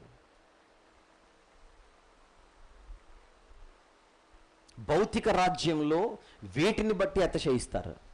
కానీ రాబోయే ఆత్మీయ రాజ్యంలో ఇవేవి ఉండవు. అడుగుతున్నాను, ఈరోజు మనందరము క్రీస్తు సామ్రాజ్యంలో ఉన్నవారం. క్రీస్తు సామ్రాజ్యంలో ఉన్న మనకు గుర్రాలను బట్టి, రథాలను బట్టి, లేకపోతే ఆస్తిపాస్తులను బట్టి, వెనకలు ఇంకొకటి ఏదో ఉందని ఎవరైనా ఇక్కడ కాలరెగరేసే వాళ్ళు ఉన్నారా? మనం ఎవ్వరం ఆ జాతి వారం కాదు. మన అతిశయమంతా ఒకటే. అతిశయించువాడు ప్రభువునందు అతిశయించడం. అలాంటి అతిశయం లేదు మనకు.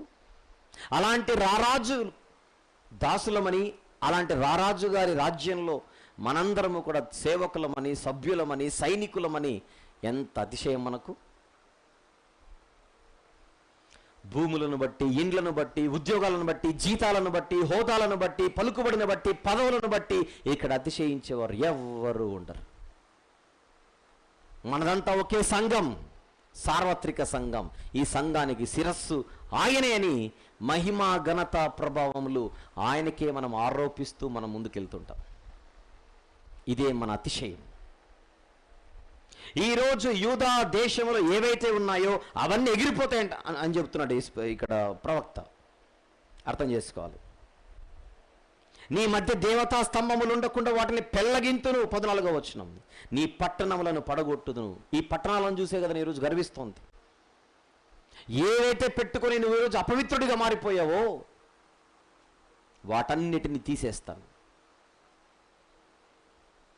నిన్ను కడుగుతాను, నిన్ను శుద్ధి చేస్తాను, నీలో ఒక కొత్త వ్యక్తి కనిపించేలా నేను నిన్ను మార్చెదను. అది పాయింట్ ఇక్కడ. ప్రభులోనికి రాకముందు ఇక్కడ కొందరు లేదా అందరూ దేనికో కాలర్లు ఎగిరేసేవాళ్ళం. అందాన్ని బట్టో, బలాన్ని బట్టో, డబ్బును బట్టో, పలుకుబడిని బట్టో, ఏంటో మన గర్వం. ఈరోజు అన్ని ఎగిరిపోయాయి చూడండి.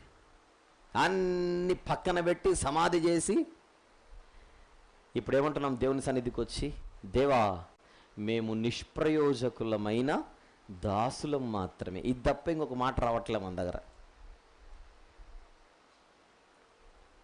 ప్రవక్త ద్వారా చెప్పించాడు. భావి రాజ్యంలో, భవిష్యత్తులో, ఈ సామ్రాజ్యంలో ప్రజల పరిస్థితి ఇలాగుంటుందని ఈరోజు కళ్ళ ముందు మన రూపంలోనే కనపడుతోంది. మనందరం ఎవరో కాదు, దేవుని ఇశ్రాయేలు. 15వ వచనం, నేను అత్యాగ్రహము తెచ్చుకొని నా మాట ఆలకించని జనములకు ప్రతీకారము చేతు. ఇదే యెహోవా వాక్కు. మీకు ఏమర్థమవుతుంది తింటుంటే? మీరు వెళ్ళి చెప్పండి, నమ్మి బాప్తిస్మం పొందినవాడు రక్షింపబడును, నమ్మని వానికి శిక్ష. నా మాట ఉంది చూడండి. ఆలకించని జనములకు, నమ్మకపోతే ప్రతీకారం, నమ్మకపోతే శిక్ష. అత్యాగ్రహము తెచ్చుకొని నా మాట ఆలకించని జనములకు ప్రతీకారము చేతును. రాసుకోండి జనరల్గా. ద్వితీయోపదేశకాండం 32:43 వచనం, ద్వితీయోపదేశకాండం 32వ అధ్యాయం 43వ వచనం, యెషయా గ్రంథం 35వ అధ్యాయం 4వ వచనం. ఈ వచనాలలో దేవుడు ప్రతిదండన, ప్రతీకారం చేస్తానన్నాడు.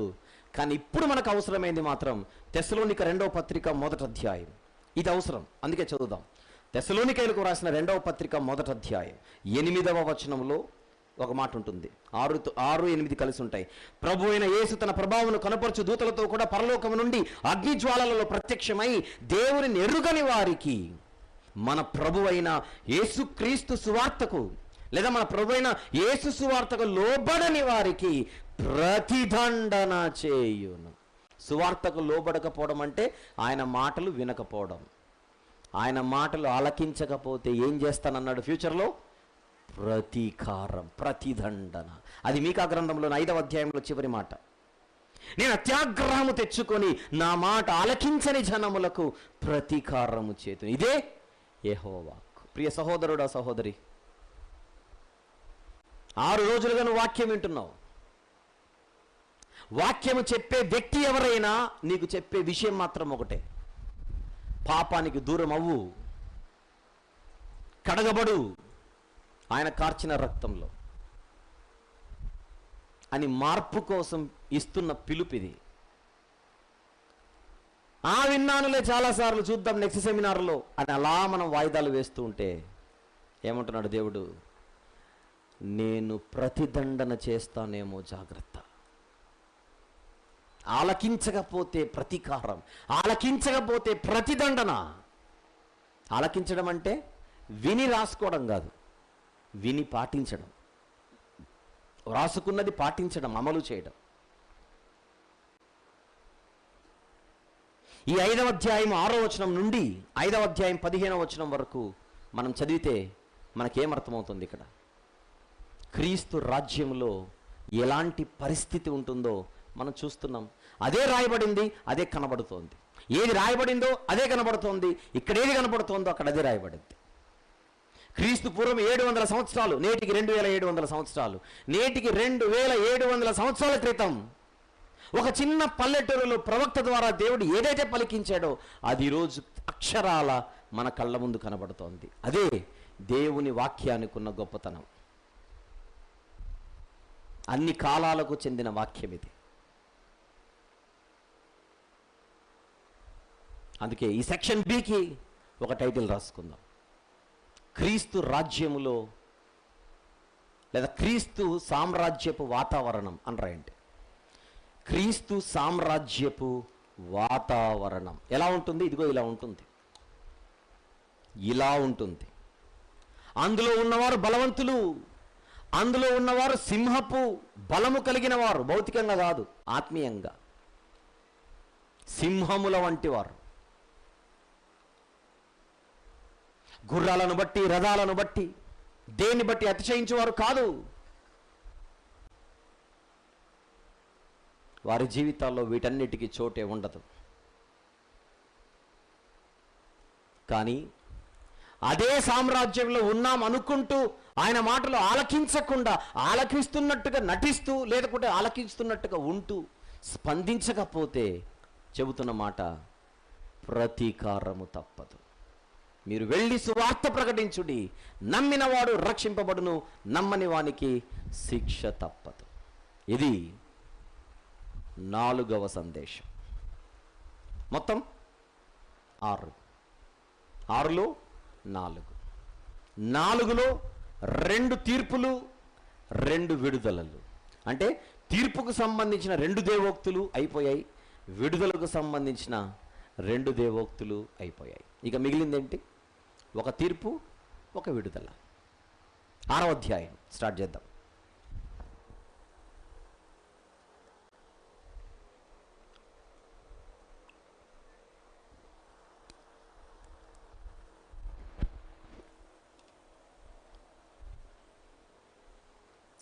ఆరవ అధ్యాయం 1వ వచనము నుండి మనకు 5వ సందేశం మొదలవుతోంది. 6వ అధ్యాయం 1వ వచనము నుండి 5వ సందేశం మొదలవుతోంది. ఏమిటిది? తీర్పును గూర్చిన 3వ దేవోక్తి. టైటిల్ తీర్పును గూర్చిన 3వ దేవోక్తి. దీనిని 2 పార్ట్స్గా డివైడ్ చేసుకుంటున్నాం. Part 1, part 2. పార్ట్ 1 ఎక్కడి నుంచి ఎక్కడి వరకు?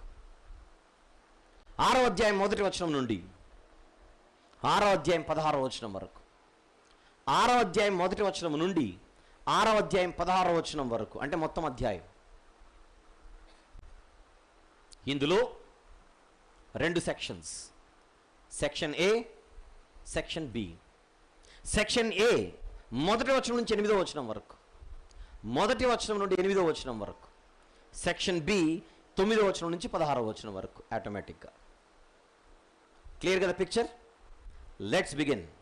6వ వచనం, యెహోవా సెలవిచ్చు మాట ఆలకించుడి. ఎన్ని భాగాలు అన్నాను? మొత్తం భాగాలు, మొత్తం గ్రంథంలో ఎన్ని భాగాలు అన్నాను? 3 భాగాలు. ఒక్కొక్క భాగంలో 2 సందేశాలు, ఒక్కొక్క భాగంలో 2 సందేశాలు. మొదటి భాగంలో 2 సందేశాలు, రెండో భాగంలో 2 సందేశాలు, మూడో భాగంలో 2 సందేశాలు. 2 3 6 లేదా 3 2 6, ఎట్లా తిప్పినా అంతే. విషయం ఏంటంటే ప్రతి భాగం ఆలకించుడి అనే పదంతో స్టార్ట్ అవుతుంది. చూడండి ఒకసారి ఇంట్రెస్టింగ్గా. 1వ అధ్యాయం 2వ వచనం, 1వ అధ్యాయం 2వ వచనం, సకల జనులారా ఆలకించుడి. అది మొదటి భాగం. రెండో భాగం 3వ అధ్యాయము 1వ వచనం, నేను ఇలాగూ ప్రకటించి తిని యాకోబు సంతతి యొక్క ప్రధానులారా, ఇశ్రాయేలీల అధిపతులారా ఆలకించుడి. అది రెండో భాగం మొదలు. ఇప్పుడు 3వ భాగం మొదలు. 6వ అధ్యాయం 1వ వచనం, యెహోవా సెలవిచ్చు మాట ఆలకించుడి, యెహోవా సెలవిచ్చు మాట ఆలకించుడి. అంటే గ్రంథాన్ని మనము అదే పనిగా నేను డివైడ్ చేయిస్తున్నాను ఇక్కడ, అదే పనిగా విడగొట్టి మాట్లాడుతున్నాను ఇక్కడ.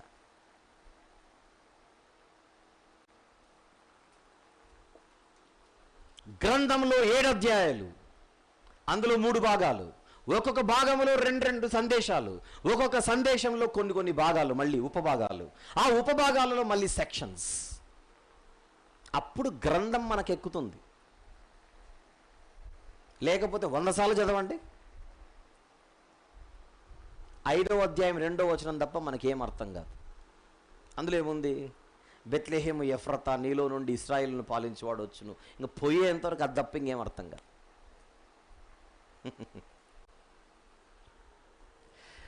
స్టార్ట్ చేద్దాం. 4వ సందేశం 3వ భాగం. 2 భాగాలు ముగించుకున్నాం, 4 సందేశాలు ముగించుకున్నాం, 2 భాగాలు ముగించుకున్నాం, 4 సందేశాలు ముగించుకున్నాం. ఇప్పుడు 3వ భాగం 5వ సందేశం. యెహోవా సెలవిచ్చు మాట ఆలకించుడి. సందేశాన్ని ఏం చేయాలట? ఆలకించాలి, ఆలకించాలి. ఏ సందేశం ఇది? తీర్పును గూర్చిన సందేశం. ఎన్ని సెక్షన్స్ ఇవి? 2 సెక్షన్లు, క్షమించండి, 2 భాగాలు. మొదటి భాగం 6వ అధ్యాయం మొత్తం, అందులో 16 వచనాలు. ఈ 16 వచనాలలో మొదటి సెక్షన్ని మనం మాట్లాడుకుంటున్నాం. సెక్షన్ ఏ. ఏమిటది? నీవు వచ్చి పర్వతములను సాక్ష్యము పెట్టి వ్యాజ్యమాడుము, కొండలకు నీ స్వరము వినబడనిమ్ము.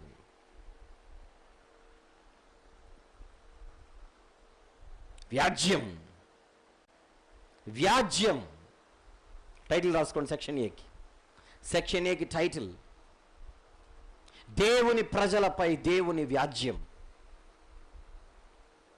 దేవుని ప్రజలతో అనండి, ఇంకా బాగుంటుంది. ప్రజలతో బాగుందా, ప్రజలపై బాగుందా? వ్యాజ్యానికి ఏ పదం బాగుంది? ప్రజలతో వ్యాజ్యం, ప్రజలపై దేవుని వ్యాజ్యం. ఐజాక్ మాస్టర్ గారు,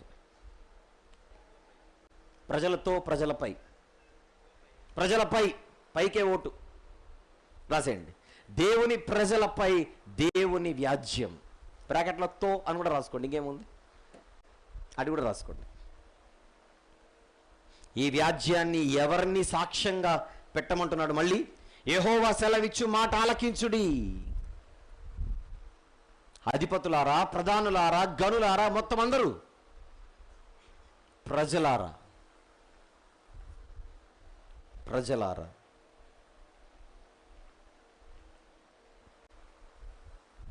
వ్యాజ్యం పిలుస్తున్నాడు, ప్రజలను పిలుస్తున్నాడు, నాయకులను పిలుస్తున్నాడు, అధికారులను పిలుస్తున్నాడు, అధిపతులను పిలుస్తున్నాడు. మీతో నాకు వ్యాజ్యము కలదు. సాక్ష్యంగా నేను పర్వతాలను పిలుస్తున్నాను, సాక్ష్యంగా కొండలను పిలుస్తున్నాను. ఈరోజు నేను మీతో వాదించబోయే వాదన ఏదైతే ఉన్నదో, డిబేట్, ధర్మబద్ధమైన చర్చ, న్యాయబద్ధమైన వ్యాజ్యం, లీగల్ డిబేట్, లీగల్ డిబేట్. ఇది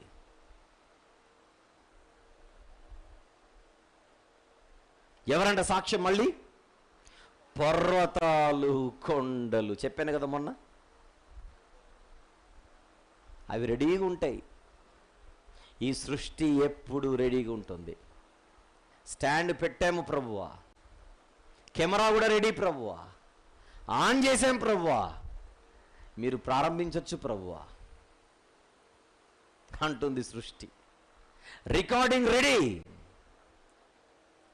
తన జనుల మీద యెహోవాకు వ్యాజ్యము కలదు. ఆయన ఇశ్రాయేలీల మీద వ్యాజ్యమాడుచున్నాడు, వ్యాజ్యమాడుచున్నాడు. చూద్దాం ఒక 2 వచనాలు. యెషయా గారు కూడా అలాంటి మాట మాట్లాడుతున్నాడు ఏమో చూద్దాం. ఎందుకంటే మీకా గ్రంథం చదివేటప్పుడు యెషయా గారు ఏమంటున్నారో కూడా అప్పుడప్పుడు చూడాలి, తప్పదు. 1వ అధ్యాయం, యెషయా గ్రంథము 1వ అధ్యాయం 18వ వచనం. 18వ వచనం. యెహోవా ఈ మాట సెలవిచ్చుచున్నాడు, రండి, కమాన్, రండి, మన వివాదము తీర్చుకొందుము. మీకు నాకు వివాదము కలది. ఇక్కడ రన్, కమ్.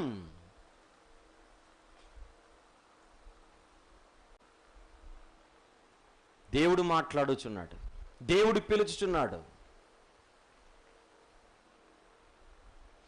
రా, లెట్స్ బిగిన్ ఎ డిబేట్.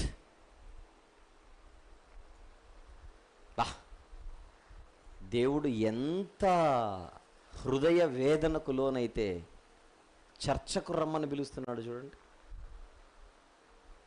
చర్చా వేదిక నేను ఏర్పాటు చేస్తాను రా అంటున్నాడు దేవుడు.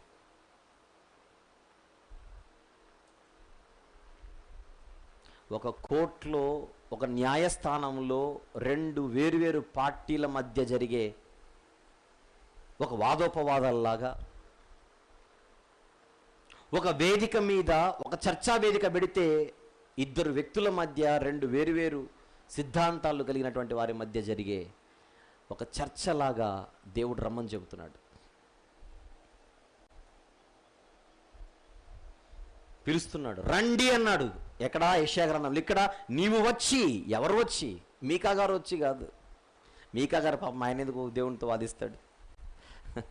యూదులారా రండి, అందరిని కలిపి ఏకవచన సంబోధన. నీవు వచ్చి పర్వతములను సాక్ష్యం పెట్టి వ్యాజ్యమాడు. మామూలుగా రా, పర్వతాలను పెట్టి వ్యాజ్యమాడు. కొండలకు నీ స్వరము వినబడనిమ్ము.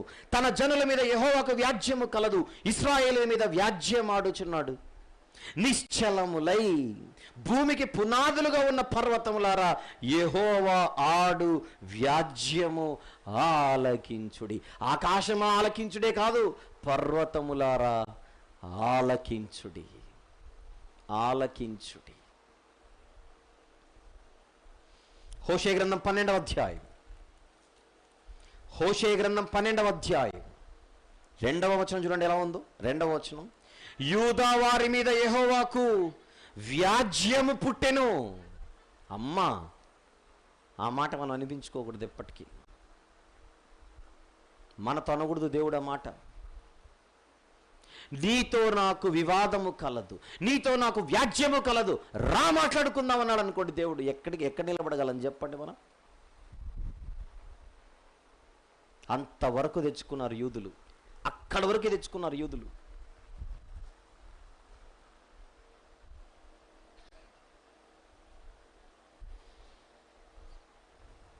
50వ కీర్తన, కీర్తనల గ్రంథములోని 50వ కీర్తన,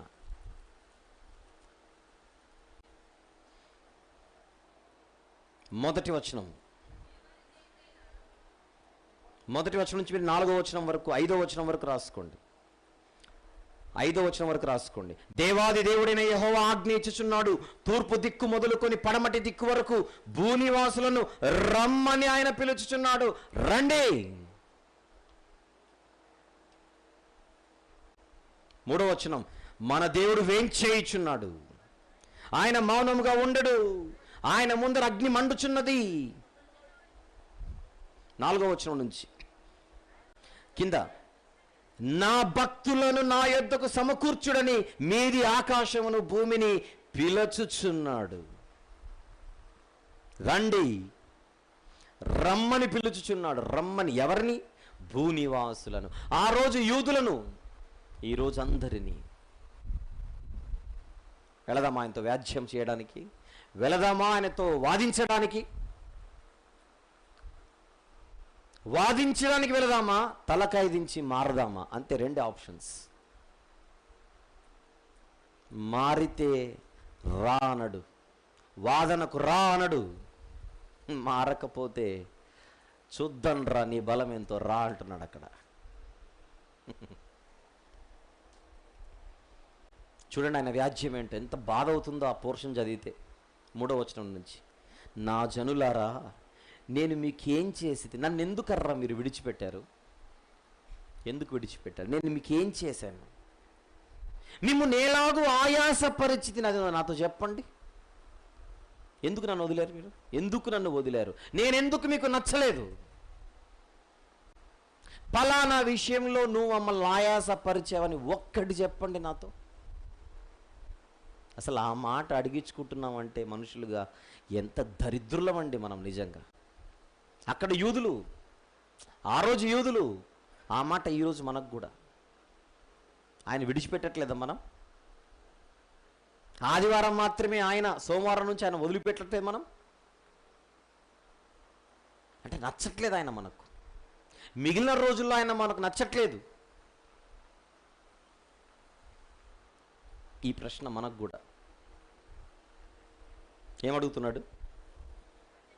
నా జనులారా, నేను మీకేం చేశాను? ఏలాగు నాయాస పరిస్థితిని నాకు చెప్పండి, నేను వింటాను. కనీసం మీరు చెప్పండి, నేను వింటాను. మరి మీరు చెప్పండి. మరి నేను నచ్చకనే కదా మీరు దూరం వెళ్ళింది. మరి చెప్పండి, ఏంటో రీజన్ చెప్పండి.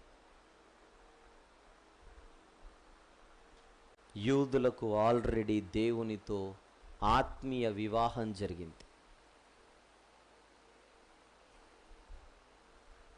కట్టుకున్న వాడిని విడిచిపెట్టి బయటికి వెళుతోంది భార్య. మచ్చలేని భర్త అడుగుతున్నాడు, నాలో నీకేం నచ్చలేదో చెప్పు. అది వర్ణన ఇక్కడ, అది వర్ణన. యెషయా గ్రంథం 43 చూద్దాం కొన్ని వచనాలు. దేవుని బాధ అర్థం చేసుకుందాం మనం. దేవుని బాధ. యెషయా గ్రంథం 43వ అధ్యాయం 22-23 వచనములు చూద్దాం. ఆయన బాధ ఎంత దయనీయంగా ఉందో. యాకోబు, నీవు నాకు మొర్ర పెట్టుట లేదు. ఇశ్రాయేలు, నన్ను గూర్చి నీవు విసిగితివి కదా, విసిగితివి కదా. నేను విసుగొచ్చేసాను కదా నీకు. ఇర్మియా గ్రంథం 2వ అధ్యాయం అదే మాట. ప్రవక్త అయిన యెషయా గారైనా, మీకా గారైనా, ఇప్పుడు ఇర్మియా గారైనా అదే ప్రశ్న అడుగుతున్నాడు. 5వ వచనం చూద్దాం ఒకసారి. ఇర్మియా గ్రంథం 2వ అధ్యాయము 5వ వచనం. యెహోవా ఇలాగు సెలవిచ్చుచున్నాడు, నా యందు ఏ దుర్నీతి చూచి మీ పితరులు వ్యర్థమైన దానిని అనుసరించి తాము వ్యర్థులగునట్లు నా యొద్ద నుండి దూరంగా తొలగిపోయేరి. ఏంటి నాలో మీరు చూసిన దుర్నీతి? ఏం చూశారు నాలో దుర్నీతి? ఏంటి మీరు చూసింది? అదే 2వ అధ్యాయం ఇర్మియా గ్రంథం, అదే 2వ అధ్యాయం ఇర్మియా గ్రంథం 31వ వచనం చూద్దాం. ఈ తరము వారలారా, యెహోవా సెలవిచ్చు మాట లక్ష్య పెట్టుడి. నేను ఇశ్రాయేలునకు అరణ్యము వలె నైతినా, అరణ్యము వలె నైతినా, గాఢాంధకార దేశము వలె నైతినా. మేము స్వేచ్ఛగా తిరుగులాడు వారమైతిమి. ఈ కను నీ యొద్దకు రామని నా ప్రజలు ఏలా చెప్పుచున్నారు. ఏం కావాలట వీళ్ళకి? స్వేచ్ఛ కావాలి, స్వతంత్రం కావాలి. ఏ రోజు కట్టేశాను నేను మిమ్మల్ని? ఏ రోజు కట్టేశాను? ఇంట్లో నువ్వు స్వేచ్ఛాపరుడు కాదా? నా దగ్గర నీకు స్వతంత్రం లేదా? ఏమంటున్నారట? నీ యొద్ద ఉండలేం మేము, దేవునితో నీ యొద్ద ఉండలేం. ఎందుకు ఉండలేవు? నీ దగ్గర స్వేచ్ఛ లేదండి.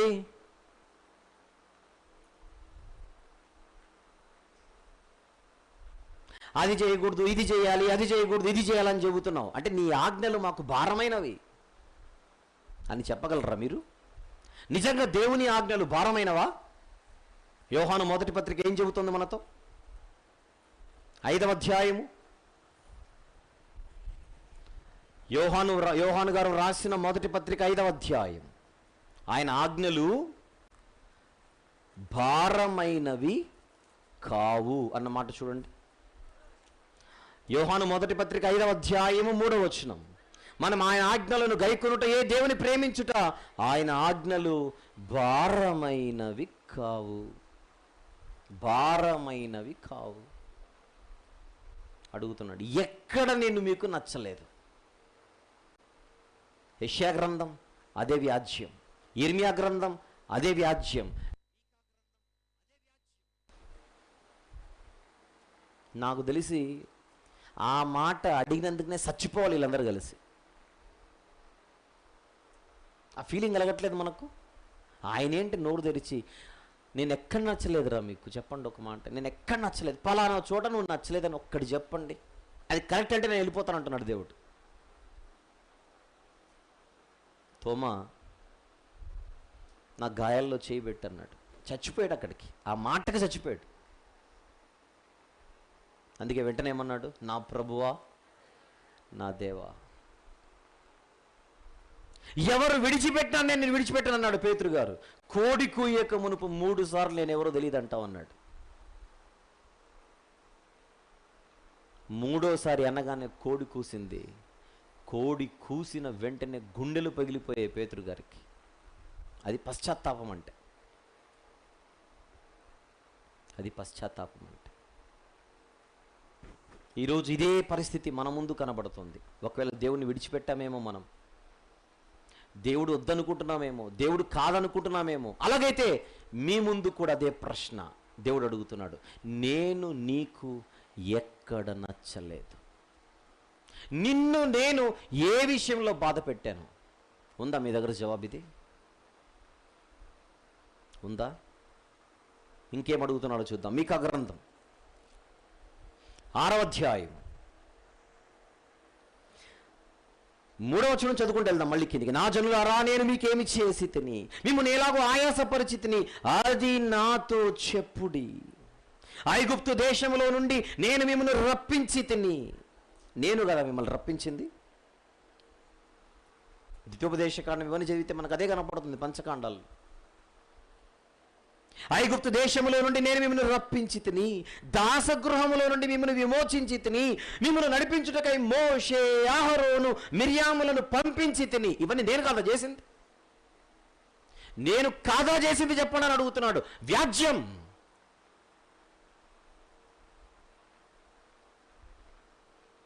మనిషి పుట్టిన ఎవడైనా మాటలకు గుండెలు పగిలి చచ్చిపోవాలి, లేదా ఆయన కాళ్ళ మీద పడాలంతే.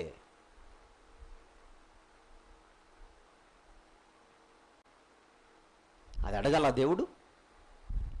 అది అడగాల దేవుడు? స్వేచ్ఛ లేదట, స్వతంత్రం లేదట, అందుకే వెళ్ళిపోయారట. తప్పిపోయిన కొడుకు కూడా అలానే చేశాడు. నాన్న నీ దగ్గర స్వతంత్రం లేదు, వెళ్ళిపోతానన్నాడు. పోయిన తర్వాత తెలిసింది నాన్నేంటో.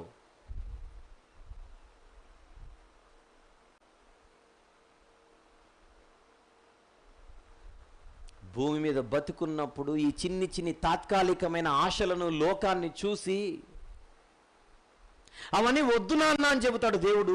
ఆ దేవుడు చెప్పిన మాటలే తల్లిదండ్రులు చెబుతారు పిల్లలకి, లేదా కనీసం సంఘాల్లో, మందిరాలలో సేవకులు చెబుతారు. ఇలా ఉండాలి, ఇలా ఉండకూడదు, ఇలా ఉంటే నీకు మంచిది, ఇలా ఉండకపోతే నీకు ఖచ్చితంగా ప్రమాదం అని చెబితే, నేను ఆ అంకుల్ దగ్గరికి వెళ్ళను, ఎప్పుడు నన్ను అలా ఉండమంటాడు, ఇలా ఉండొద్దు అంటాడు అని ఒకడు. మా డాడీ అండి 24 గంటలు తల తింటాడండి నన్ను అని ఇంకొకడు. నచ్చట్లేదా మాటలు? నీ మంచి కోసం చెబుతున్న మాటలు నీకు భారంగా కనబడుతున్నాయా? దేవుడు దిగొచ్చి చెప్పడం నీతో తన దాసుల ద్వారా, తన సేవకుల ద్వారా, కొన్ని సందర్భాలలో తల్లిదండ్రుల ద్వారా.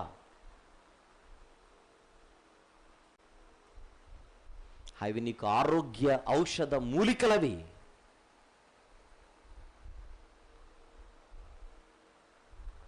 ఐగుప్తు నుంచే స్టార్ట్ చేశాడు కనుక దేవుడు 2-3 ఎగ్జాంపుల్స్ తీసుకున్నాడే కానీ అలా పూర్వోత్తరాలను ఎత్తింటే వ్యాజ్యం. ఐగుప్తు దేశంలో నుండి నేను మిమ్మల్ని రప్పించి తిని, దాసగృహములో నుండి మిమ్మల్ని విమోచించి తిని, మిమ్మల్ని నడిపించుటకై మోషే, అహరోను, మిర్యాములను పంపించి తిని. నా జనులారా, యెహోవా నీతి కార్యములను మీరు గ్రహించినట్లు మోయాబు రాజైన బాలాకు యోచించిన దానిని, బెయోరు కుమారుడైన బిలాము అతనికి ప్రత్యుత్తరముగా చెప్పిన మాటలను, షిత్తీము మొదలుకొని గిల్గాలు వరకు జరిగిన వాటిని మనస్సునకు తెచ్చుకొనుడి. కనానులోనికి అడుగు పెట్టకముందే దారి మధ్యలోనే మిమ్మల్ని లేపేయాలనుకున్నాడు బాలాకు. అదే ఆలోచనతో అరువుకు తెచ్చుకున్నాడు బిలామన్న వాడిని.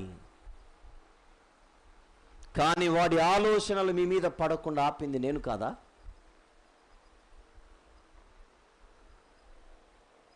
షిత్తీము మొదలుకొని గిల్గాలు వరకు. బిలాము గురించి తెలియాలంటే సంఖ్యాకాండం 22 నుంచి 22, 23, 24 అధ్యాయాలు చదువుకోండి. తర్వాత సంఖ్యాకాండం 22, 23, 24 అధ్యాయాలు చదువుకోండి. ఐగుప్తు నుంచి దేవుడు బయటికి తీసుకొని వచ్చాడని తెలియాలంటే ద్వితీయోపదేశకాండం 4వ అధ్యాయం 20వ వచనం రెఫరెన్స్ రాసుకోండి. ద్వితీయోపదేశకాండం 4వ అధ్యాయం 20వ వచనం. కానీ ఇక్కడ షిత్తీం ఎందుకు వచ్చింది, గిల్గాల్ ఎందుకు వచ్చింది అనే డౌట్స్ రాకుండా ఉండడానికి వాటికి సంబంధించిన వచనాలు మాత్రం చూద్దాం. యెహోషువ గ్రంథం 3వ అధ్యాయం. యెహోషువ గ్రంథము 3వ అధ్యాయం మొదటి వచనము చూద్దాం ఒక్కసారి. మొదటి వచనం. యెహోషువ వేకువన లేచినప్పుడు అతడును ఇశ్రాయేలీయులందరూ షిత్తీము నుండి బయలుదేరి యోర్దానుకు వచ్చి దానిని దాటకమునుపు అక్కడ నిలిచిరి. అంటే వాళ్ళ ప్రయాణం షిత్తీము నుండి స్టార్ట్ అయింది. ఎగ్జాంపుల్గా అక్కడ నుంచి తీసుకుంటున్నాడు దేవుడు. ఎక్కడ వరకట? గిల్గాలు వరకు. గిల్గాల్ గురించి ఎక్కడుంది? యెహోషువ గ్రంథం 4వ అధ్యాయం 19వ వచనం చూద్దాం. యెహోషువ గ్రంథం 4:19. మొదటి నెల 10వ తేదీని జనులు యోర్దానులో నుండి ఎక్కి వచ్చి యెరికో తూర్పు ప్రాంతమందలి గిల్గాల్లో దిగిరి. షిత్తీము నుండి బయలుదేరి గిల్గాలులో దిగిరి. అది చెబుతున్నాడు దేవుడు ఇక్కడ. అది చెబుతున్నాడు. షిత్తీము మొదలుకొని గిల్గాలు వరకు మధ్యలో జరిగిన వాటిని ఒక్కసారి మనస్సుకు తెచ్చుకొనటి. ఫలానా విషయములో, ఫలానా చోట, ఫలానా కాలంలో నువ్వు మాకు అన్యాయం చేసావని ఒక్కటి చెప్పండి అంటున్నాడు దేవుడు. ఏమిటిది? దేవుని ప్రజలతో దేవుని వ్యాజ్యం.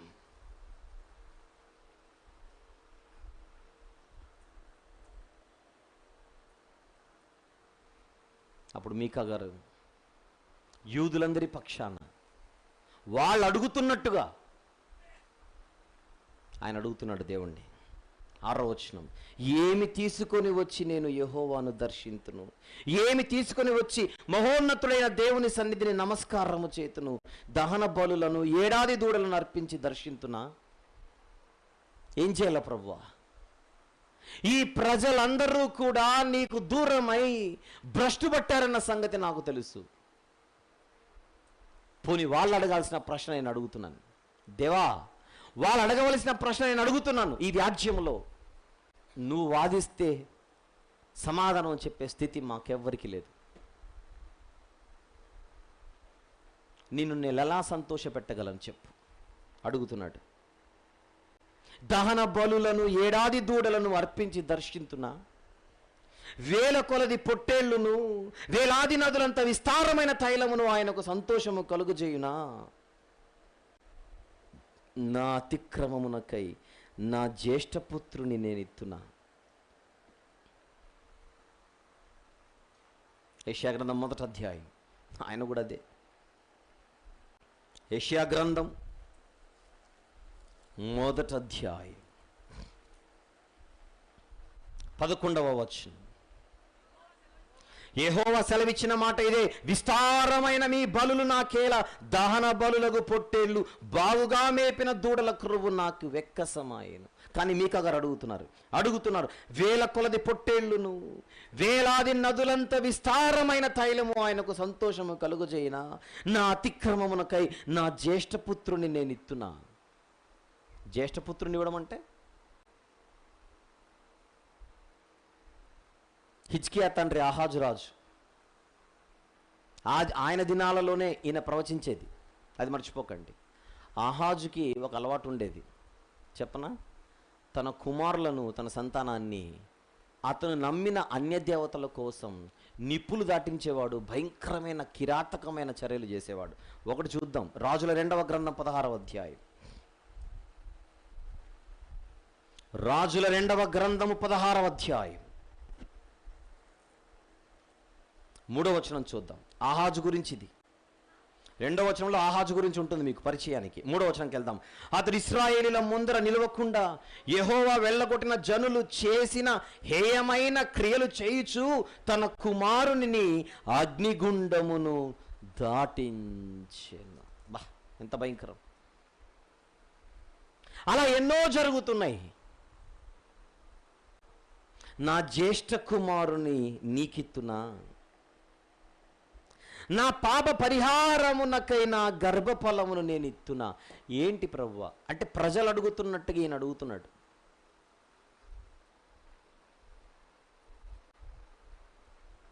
నీతో వాదించే స్థితి మాకెవ్వరికీ లేదు. పోనీ వాళ్ళకు బదులుగా నేను అడుగుతున్నాను. ఏమిస్తే నీకు ఆనందం కలుగుతుంది? చెప్పు దేవా, చెప్పు ప్రభు అని అడిగితే అప్పుడు దేవుడు మాట్లాడుచున్నాడు. 8వ వచనం, మనుష్యుడా, ఏది ఉత్తమమో అది నీకు తెలియజేయబడి ఉన్నది. ఏది ఉత్తమమో అది నీకు తెలియజేయబడి ఉన్నది. ఆల్రెడీ నేను చెప్పాను, ధర్మశాస్త్రంలో వ్రాయించాను, ఇంతకు ముందే ఈ ప్రజలకు నేను తెలియచేశాను. ఉదాహరణకు ద్వితీయోపదేశకాండం 10వ అధ్యాయం, ద్వితీయోపదేశకాండము 10వ అధ్యాయం 12-13 వచనములు చూద్దాం. 12-13 వచనములు. కాబట్టి ఇశ్రాయేలు, నీ దేవుడైన యెహోవాకు భయపడి ఆయన మార్గములన్నిటిలో నడుచుచు ఆయనను ప్రేమించి నీ దేవుడైన యెహోవాను నీ పూర్ణ మనసుతో నీ పూర్ణ ఆత్మతో సేవించి నీ మేలు కొరకు నేడు నేను నీకు ఆజ్ఞాపించు యెహోవా ఆజ్ఞలను అనుసరించి నడుచుకొందునను మాట కాక నీ దేవుడైన యెహోవా నిన్ను మరి ఏం అడుగుచున్నాడు? ఎప్పుడో చెప్పాను, నాకేం అవసరమో. నీకు నేను ఎప్పుడో చెప్పాను, ఇప్పుడు కొత్తగా చెప్పాల్సిందేం లేదు. మనుష్యుడా, ఏది ఉత్తమమో అది నీకు ఇంతకు ముందే తెలియజేయబడి ఉన్నది. కానీ మళ్ళీ చెబుతున్నా, న్యాయముగా నడుచుకొనుటయు కనికరమును ప్రేమించుటయు దీన మనసు కలిగి నీ దేవుని ఎదుట ప్రవర్తించుటయు ఇంతే కదా యెహోవా నిన్ను అడుగుచున్నాడు. ఇంతే కదా. ఇది భారమా? ఇందుకేనా మీకు స్వేచ్ఛ లేదంటోంది? ఇవి చేయలేకనేనా మీకు స్వతంత్రం లేదంటోంది? ఆయన దగ్గర ఉంటే అండి ఎప్పుడు న్యాయంగానే బతకమంటాడండి, అందుకే మాకు నచ్చదు. ఇది ఇలా బాధ. కనికరించమంటున్నాడు, కనికరాన్ని ప్రేమించమని చెబుతున్నాడు. ఎక్కడ కనికరించేది? మంచిగా బతికితే రోజులు కావు ఇవి అని డైలాగులు నేర్చుకున్నారు. దీన మనస్సు కలిగి నీ దేవుని ఎదుట ప్రవర్తించాలి, తగ్గించుకొని. ఇవి కాకుండా నేనేం అడుగుతున్నాను? ఇవి చేయడంలో నీకేంటి బాధ? Any answer? ప్రజల దగ్గర నుంచి ఆన్సర్ లేదు. ఇది దేవుని వ్యాజ్యం, ధర్మబద్ధమైన దేవుని వాదన. ఎవ్వడు కూడా దేవుడు తప్పుగా మాట్లాడుతున్నాడని అనడానికి వీలు లేనంతగా ఆయన తెచ్చిన వ్యాజ్యం ఇది, చేస్తున్న వాదన ఇది.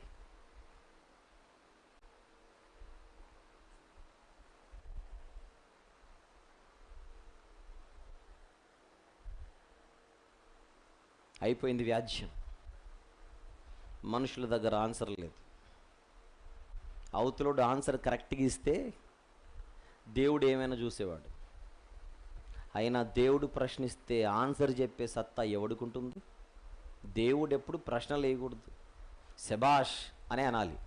అది అనకుండా క్వశ్చన్ వేశారంటే ఇంకా కేసు ఎగిరినట్టే. తినవద్దని నేను చెప్పిన పండు తింటివా? ప్రశ్న అయిపోయింది. ఇక ఆయన ఏదో చెప్పాడు, వర్కౌట్ అవ్వలా. స్త్రీతో ఏం చేసావు నువ్వు అని అడిగాడు, ఆమె ఏదో చెప్పింది, వర్కౌట్ అవ్వలా. భళా మంచి దాసుడా అంటేనే బాగుంటుంది. ఆయన ఏం చేసావు అని అడగకూడదు.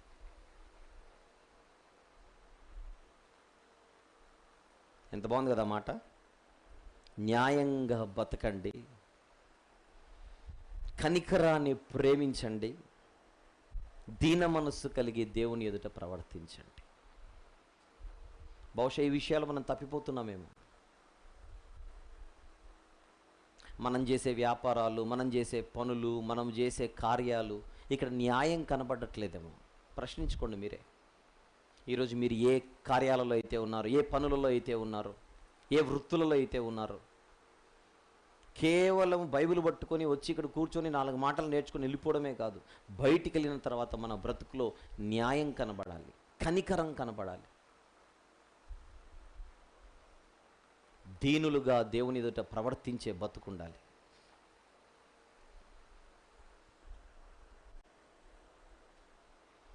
ఎప్పుడైతే వ్యాజ్యం పూర్తయిందో ఇప్పుడు దేవుడు వారు ఇంకా చేస్తున్న దోషాలను ముందు పెట్టి తీర్పులు వెల్లడిపరుస్తున్నాడు. Section B start.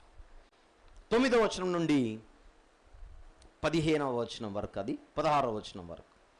9వ వచనం నుండి 16వ వచనం వరకు సెక్షన్ బి. ప్రజల దోషం, దేవుని తీర్పు. ప్రజల దోషాలు, దేవుని తీర్పు అని రాయండి టైటిల్. వాళ్ళు చేసే భయంకరమైన అన్యాయమైన కార్యాల గురించి మాట్లాడుతున్నాడు. చూద్దాం. 9. ఆలకించుడి, యెహోవా పట్టణమునకు ప్రకటన చేయుచున్నాడు. జ్ఞానము గలవాడు నీ నామమును లక్ష్య పెట్టును. జ్ఞానముంటే లక్ష్య పెడతాడు. ఇప్పటికైనా ఇంతవరకు వచ్చిన తర్వాత బుద్ధుంటే ఎవడైనా వింటాడు అంటున్నాడు. ఏంటిది అదే వార్త? శిక్షను గూర్చిన వార్త, శిక్షను నిర్ణయించిన వాణిని గూర్చిన వార్త. ఆలకించుడి. ఎన్ని వార్తలు చెబుతున్నాడు మీకా గారు ఇక్కడ ప్రజలకి? 2. 1 శిక్షను గూర్చిన వార్త, 2 ఆ శిక్షను నిర్ణయించిన వాణిని గూర్చిన వాని వార్త. నిర్ణయించిన వాణిని గూర్చిన వార్త ఏంటది? 10వ వచనం. అన్యాయము చేయువారి ఇండ్లలో అన్యాయము చేత సంపాదించిన సొత్తులును. ఇండ్లు చూస్తున్నాడట దేవుడు. చూడండి ఇక్కడ ఇండ్లు చూస్తున్నాడు. ఆకాశమందు ఆసీనుడైన వాడు మన కొంపలపై కూడా కన్నేశాడు. Note this point your honour. ఏమున్నాయి నీ ఇంట్లో అడుగుతున్నాడు దేవుడు. ఏమున్నాయి ప్రభువా అని అడిగితే, అన్యాయము చేత సంపాదించిన సొత్తులు నీ ఇంట్లో ఉన్నాయి. చిన్నదిగా చేయబడిన హేయమైన కొలయు ఉన్నది. చిన్నదిగా చేయబడిన కొలత, బ్యాలెన్స్, తక్కెడ. వ్యాపారస్తులు వ్యాపారాలలో మోసాలు చేస్తున్నారట.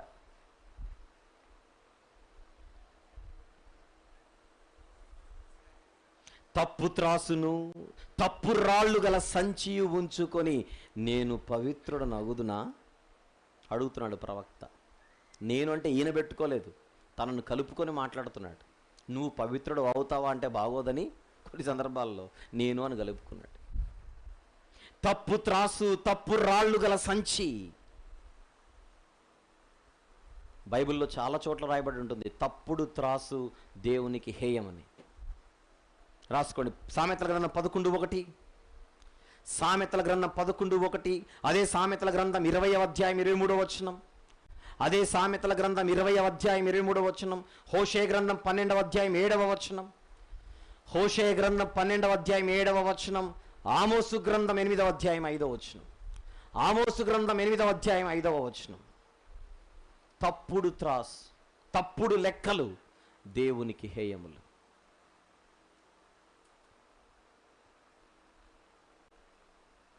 ఈరోజు ఈ సభలు అయిపోయి ఇంటికి వెళ్ళిన తర్వాత ఒక్కసారి మనలను మన కుటుంబాలను పరిశీలించుకుందాం. ఎక్కడైనా ఏదైనా అన్యాయంగా మనము సంపాదించి ఒకరి సొమ్మును మనము తెచ్చుకొని ఇంట్లో పెట్టుకున్నామేమో, ఎవరు చూడలేదనుకుంటున్నామేమో. ఇంటిని చూస్తున్న దేవుడు పైన ఉన్నాడు. ఎంత ఉంటుంది ఆ వస్తువు విలువ? 50, 100, 500, 1000, 10,000, 1,00,000 అనుకోండి కొద్దిసేపు. కేవలం ఆ వస్తువును బట్టి పరలోకం తీసేస్తాడు అంతే. నో ఎంట్రీ బోర్డు పెడతాడు మనకు. అప్పుడు దేవుని దగ్గర వచ్చి 10 లక్షలు పెట్టండి ప్రభువా, 1,00,000కు 10 పెడతాను, 10 లక్షలు ఇవ్వు ప్రభువా, పరలోకం అంటే కుదరదు.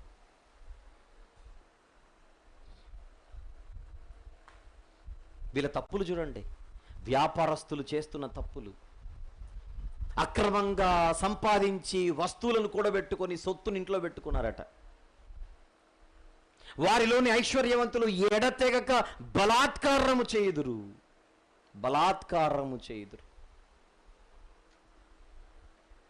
పట్టణస్థులు అబద్ధమాడుదురు.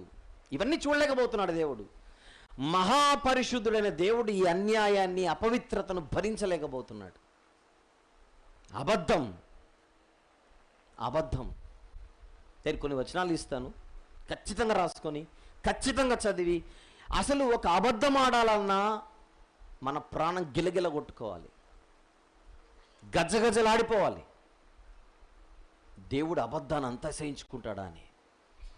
కొన్ని వచనాలు ఇస్తాను, రాసుకోండి. ఇర్మియా గ్రంథం 9వ అధ్యాయం 2 నుంచి 9 వచనములు. 2 నుంచి 9 వచనములు. కీర్తనల గ్రంథములోని 12వ కీర్తన, కీర్తనల గ్రంథములోని 12వ కీర్తన 2వ వచనం. అదే కీర్తనల గ్రంథంలో 34వ కీర్తన 13వ వచనం, 13వ వచనం. 62వ కీర్తన 4వ వచనం, 62వ కీర్తన 4వ వచనం. సామెతల గ్రంథం 6వ అధ్యాయము 19వ వచనం, 6వ అధ్యాయము 19వ వచనం. అదే సామెతల గ్రంథం 19వ అధ్యాయం, అదే సామెతల గ్రంథం 19వ అధ్యాయం 22వ వచనం, 22వ వచనం. యెషయా గ్రంథం 32వ అధ్యాయం, యెషయా గ్రంథం 32వ అధ్యాయం 7వ వచనం. అదే యెషయా గ్రంథం 59వ అధ్యాయం, అదే యెషయా గ్రంథం 59వ అధ్యాయం 3వ వచనం. ఈ వచనాలన్నిటిలో మీరు అబద్ధాలు ఆడుతుంటే నేను సహించలేకపోతున్నానని చెబుతున్నాడు దేవుడు. అబద్ధాలు ఆడుతుంటే సహించలేకపోతున్నాను అంటున్నాడు దేవుడు. మన జీవితంలో, మన దైనందిన జీవితంలో మనం ప్రతిరోజు ఆడే ఒక్కొక్క అబద్ధం ఆయన గుండెల్లో మనము బాణాలతో గుచ్చుతున్నట్టు అవుతుంటుంది ఆయనకి. కొంతమందికి అబద్ధాలు ఈజీగా వస్తుంటాయి, అవలీలకు వచ్చేస్తుంటాయి. నోరు తెరిస్తే అబద్ధాలు.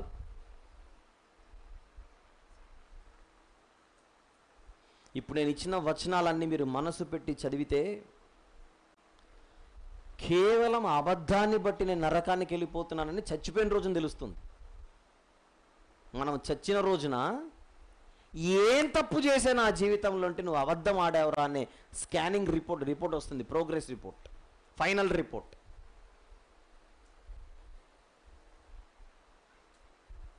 This is the problem. This is the problem. You have failed in your life.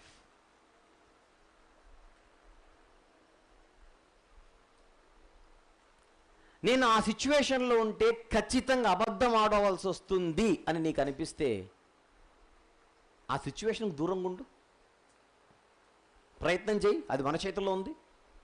ముందే ఆలోచించు, ముందే గెస్ చేయి.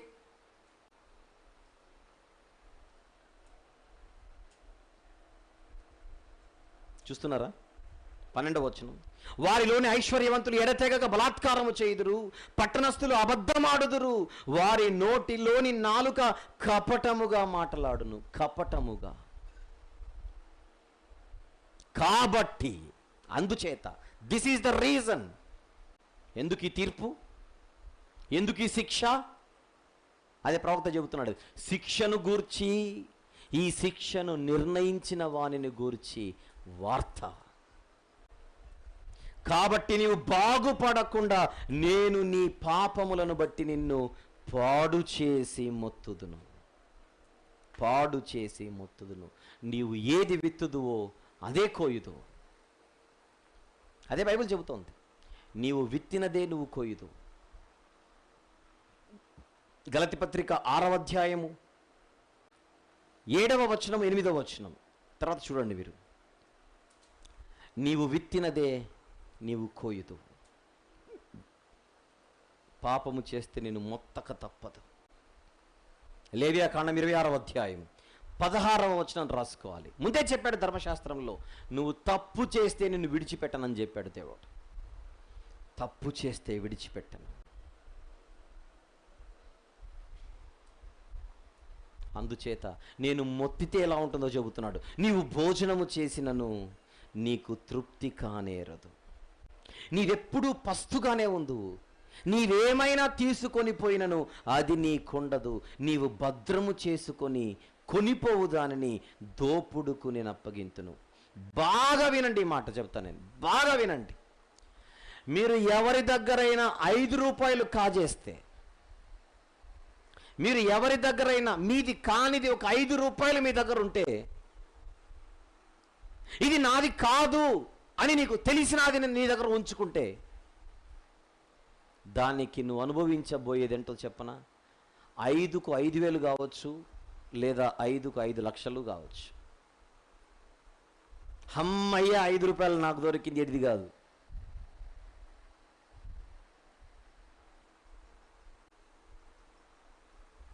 నీకు దొరికింది 5, పోయింది 5 లక్షలు. కొన్ని సందర్భాల్లో మనము తెలియకుండానే డబ్బులు పోగొట్టుకుంటాం. ఏదో డబ్బులో ఏదో పోగొట్టుకుంటూ ఉంటాం. ఎందుకు పోయింది, ఎలా పోయింది అనే ప్రశ్నలకు ఆన్సర్ దొరకదు. కానీ మీకా గ్రంథం చెబుతోంది, ఎప్పుడో ఎక్కడో నీది కానిది, పరాయి వాడిది నువ్వు ఒకరోజు నీ దగ్గర పెట్టుకున్నావు, చెప్పకుండా, వారికి తెలియకుండా. అదే ఈరోజు నీ కొంప ముంచింది. అదే ఈరోజు నీ కొంప ముంచింది. ఆ రోజుల్లో నువ్వు తెలియక పెట్టుకున్నావేమో. నీకు పాఠం నేర్పించడానికే దేవుడు దెబ్బతీశాడు. ఇక మీదట ఎప్పుడు ఆ తప్పు చేయకూడదని. ఇక మీదట ఆ తప్పు నువ్వెప్పుడూ చేయకూడదు. నువ్వే కాదు, నీ ఇంటిలోని పిల్లలు కూడా తప్పు చేయకూడదని నువ్వు నేర్పించాలి. బడికి పంపించే పిల్లలకు చెప్పాలి, నాయనా వాళ్ళది చెప్పండి, వాళ్ళ స్టాండర్డ్లో చెప్పండి. నువ్వు పక్కోడి పెన్సిల్ బాక్స్ కొట్టేస్తే రేపు నీ బ్యాగ్తో సహా ఎగిరిపోతుంది, జాగ్రత్త. ఆడికి అవే ఎగ్జాంపుల్స్ అర్థమవుతాయి, ఇంకేది చెప్పిన అర్థం కాదు. ఈ బోధ పసితనము నుండే పిల్లలకు నేర్పించాలి. పసితనము నుండే పిల్లలకు నేర్పించాలి. అంటే ఎంత గొప్ప దేవుడు కదా దేవుడు, అస్సలు కాంప్రమైజ్ అవ్వట్లేదు. ఇవన్నీ చిన్న చిన్నగా కనపడతాయి. అబ్బాయి ఉందిలే, ఏంటట, ఎవడి సొమ్ము నీ దగ్గరుంది గనుక తిన్నా నీకు పస్తు తప్పదు.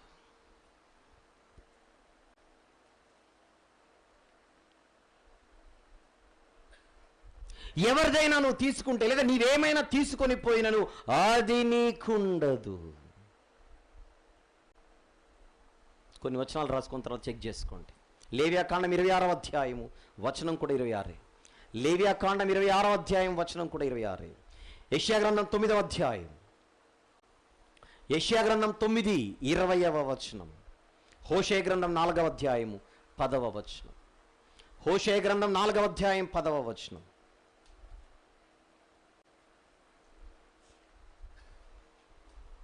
తిన్నా నీకు తృప్తి ఉండదు. ఇంకా నీవు విత్తనము విత్తుదువు కానీ కొయ్యక ఉందు.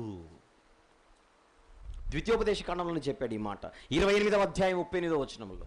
ద్వితీయోపదేశ కాండం 28వ అధ్యాయం 38వ వచనంలో విత్తనాలు విత్తినా విని చేతికి రావని. ఇర్మియా గ్రంథం 12వ అధ్యాయం 13వ వచనం కూడా రాసుకోండి. ఇర్మియా గ్రంథం 12వ అధ్యాయం 13వ వచనం కూడా రాసుకోండి.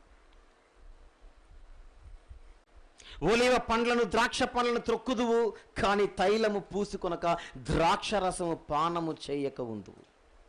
ఏలైనగా మీరు ఒమ్రీ నియమించిన కట్టడలను ఆచరించవచ్చు, అహాబు ఇంటి వారు చేసిన క్రియలన్నిటినీ అనుసరించవచ్చు, వారి యోచనలను బట్టి నడుచుచున్నారు గనుక నా జనులకు రావలసిన అవమానమును మీరు పొందగా మిమ్మును భీతి పుట్టించు జనులుగాను పట్టణ నివాసులను అపహాస్యాస్పదముగాను చేయబోచున్నాను. తీర్పిది నేను చూడలేని కార్యాలు, భరించలేని కార్యాలు మీ మధ్య నాకు కనబడుచున్నవి. ఒమ్రీ ఏం చేశాడు, అహాబ్ ఏం చేశాడు తెలియాలంటే రాజుల మొదటి గ్రంథం 16వ అధ్యాయం నుంచి, ముఖ్యంగా ఒమ్రీ నుంచి మీరు చదవాలంటే రాజుల మొదటి గ్రంథం 16 నుంచి రాజుల మొదటి గ్రంథం 22వ అధ్యాయం వరకు తర్వాత చదవండి. ఈ తండ్రి కొడుకుల చరిత్ర రాయబడి ఉంటుంది అక్కడ. ప్రత్యేకించి మొదటి రాజులు 16వ అధ్యాయం 25-26 వచనాలు స్పెషల్గా చదువుకోండి. మొదటి రాజులు 16వ అధ్యాయము 25-26 వచనములు.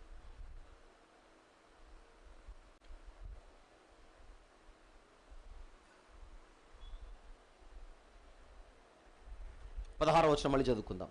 ఏలైనగా మీరు ఒమ్రీ నియమించిన కట్టడలను ఆచరించచ్చు. భయంకరమైన విగ్రహారాధన, భయంకరమైన భ్రష్టత్వం. ఆ 2 వచనాలు మాత్రం చూద్దాం ఒకసారి. రాజుల మొదటి గ్రంథం 16వ అధ్యాయం, రాజుల మొదటి గ్రంథం 16వ అధ్యాయం 25, 26 వచనములు. ఒమ్రీ యెహోవా దృష్టికి చెడుతనము జరిగించి తన పూర్వీకులందరికంటే మరి దుర్మార్గము ప్రవర్తించెను.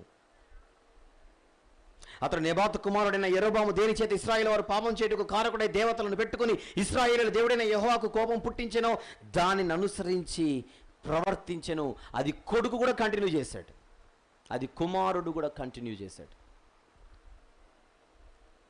గనుక నా జనులకు రావలసిన అవమానమును మీరు ఖచ్చితంగా పొందేదరు. కట్టడలు ఇచ్చింది మీకే, చట్టాన్ని ఇచ్చింది మీకే, ఆ చట్టాన్ని అతిక్రమిస్తే తీర్పులు కూడా మీకే.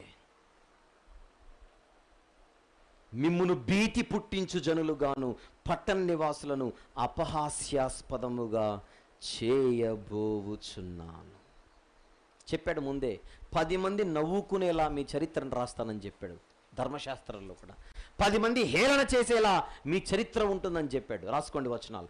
ద్వితీయోపదేశకాండం 28, ద్వితీయోపదేశకాండం 28వ అధ్యాయం 37వ వచనము రాసుకోండి.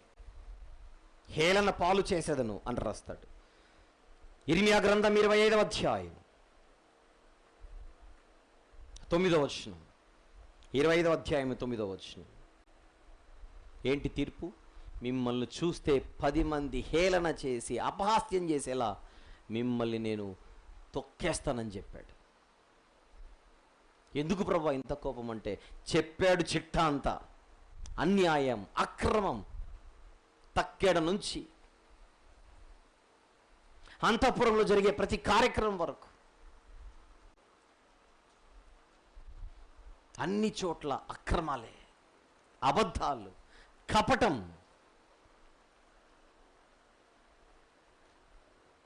దీనివల్ల మీకు లాభం వస్తుందనుకుంటున్నారా?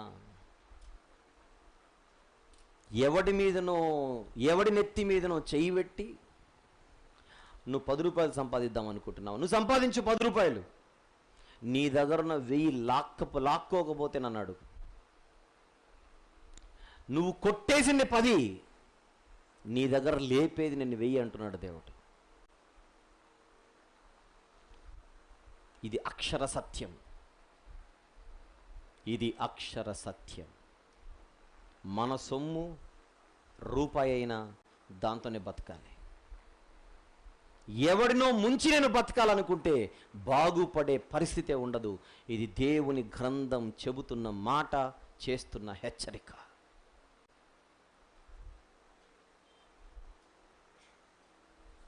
ఏడు అధ్యాయాలు, 3 భాగాలు, 6 సందేశాలు. ఇది 5వ సందేశంలో ఉన్నాం. 5వ సందేశంలో ఏమిటిది? పార్ట్ 1. ఇది తీర్పును గూర్చిన దేవోక్తి, 3వ దేవోక్తి. పార్ట్ 1లో section A and section B. ఇక మనకు పార్ట్ 2 ఉంది, తర్వాత 6వ సందేశం. దీనంతటి కలిపి ఒక అరగంట మనకు అవసరం. ఒక 5 నిమిషాల బ్రేక్ తీసుకొని త్వరగా కూర్చుందాం. చిన్న ప్రార్థన. ప్రేమగల తండ్రి, కృపగల దేవ, ఇచ్చిన సమయాన్ని బట్టి, మాకు ఇచ్చిన ఈ మాటలను బట్టి స్తుతులు చెల్లిస్తూ మరికొన్ని మాటలు మాట్లాడుకున్నట్టుకు సిద్ధంగా ఉండగా సహాయం చేయమని యేసు ప్రభు వారి పవిత్రమైన నామములో ప్రార్థన సమర్పిస్తున్నాము స్వామి. ఆమేన్.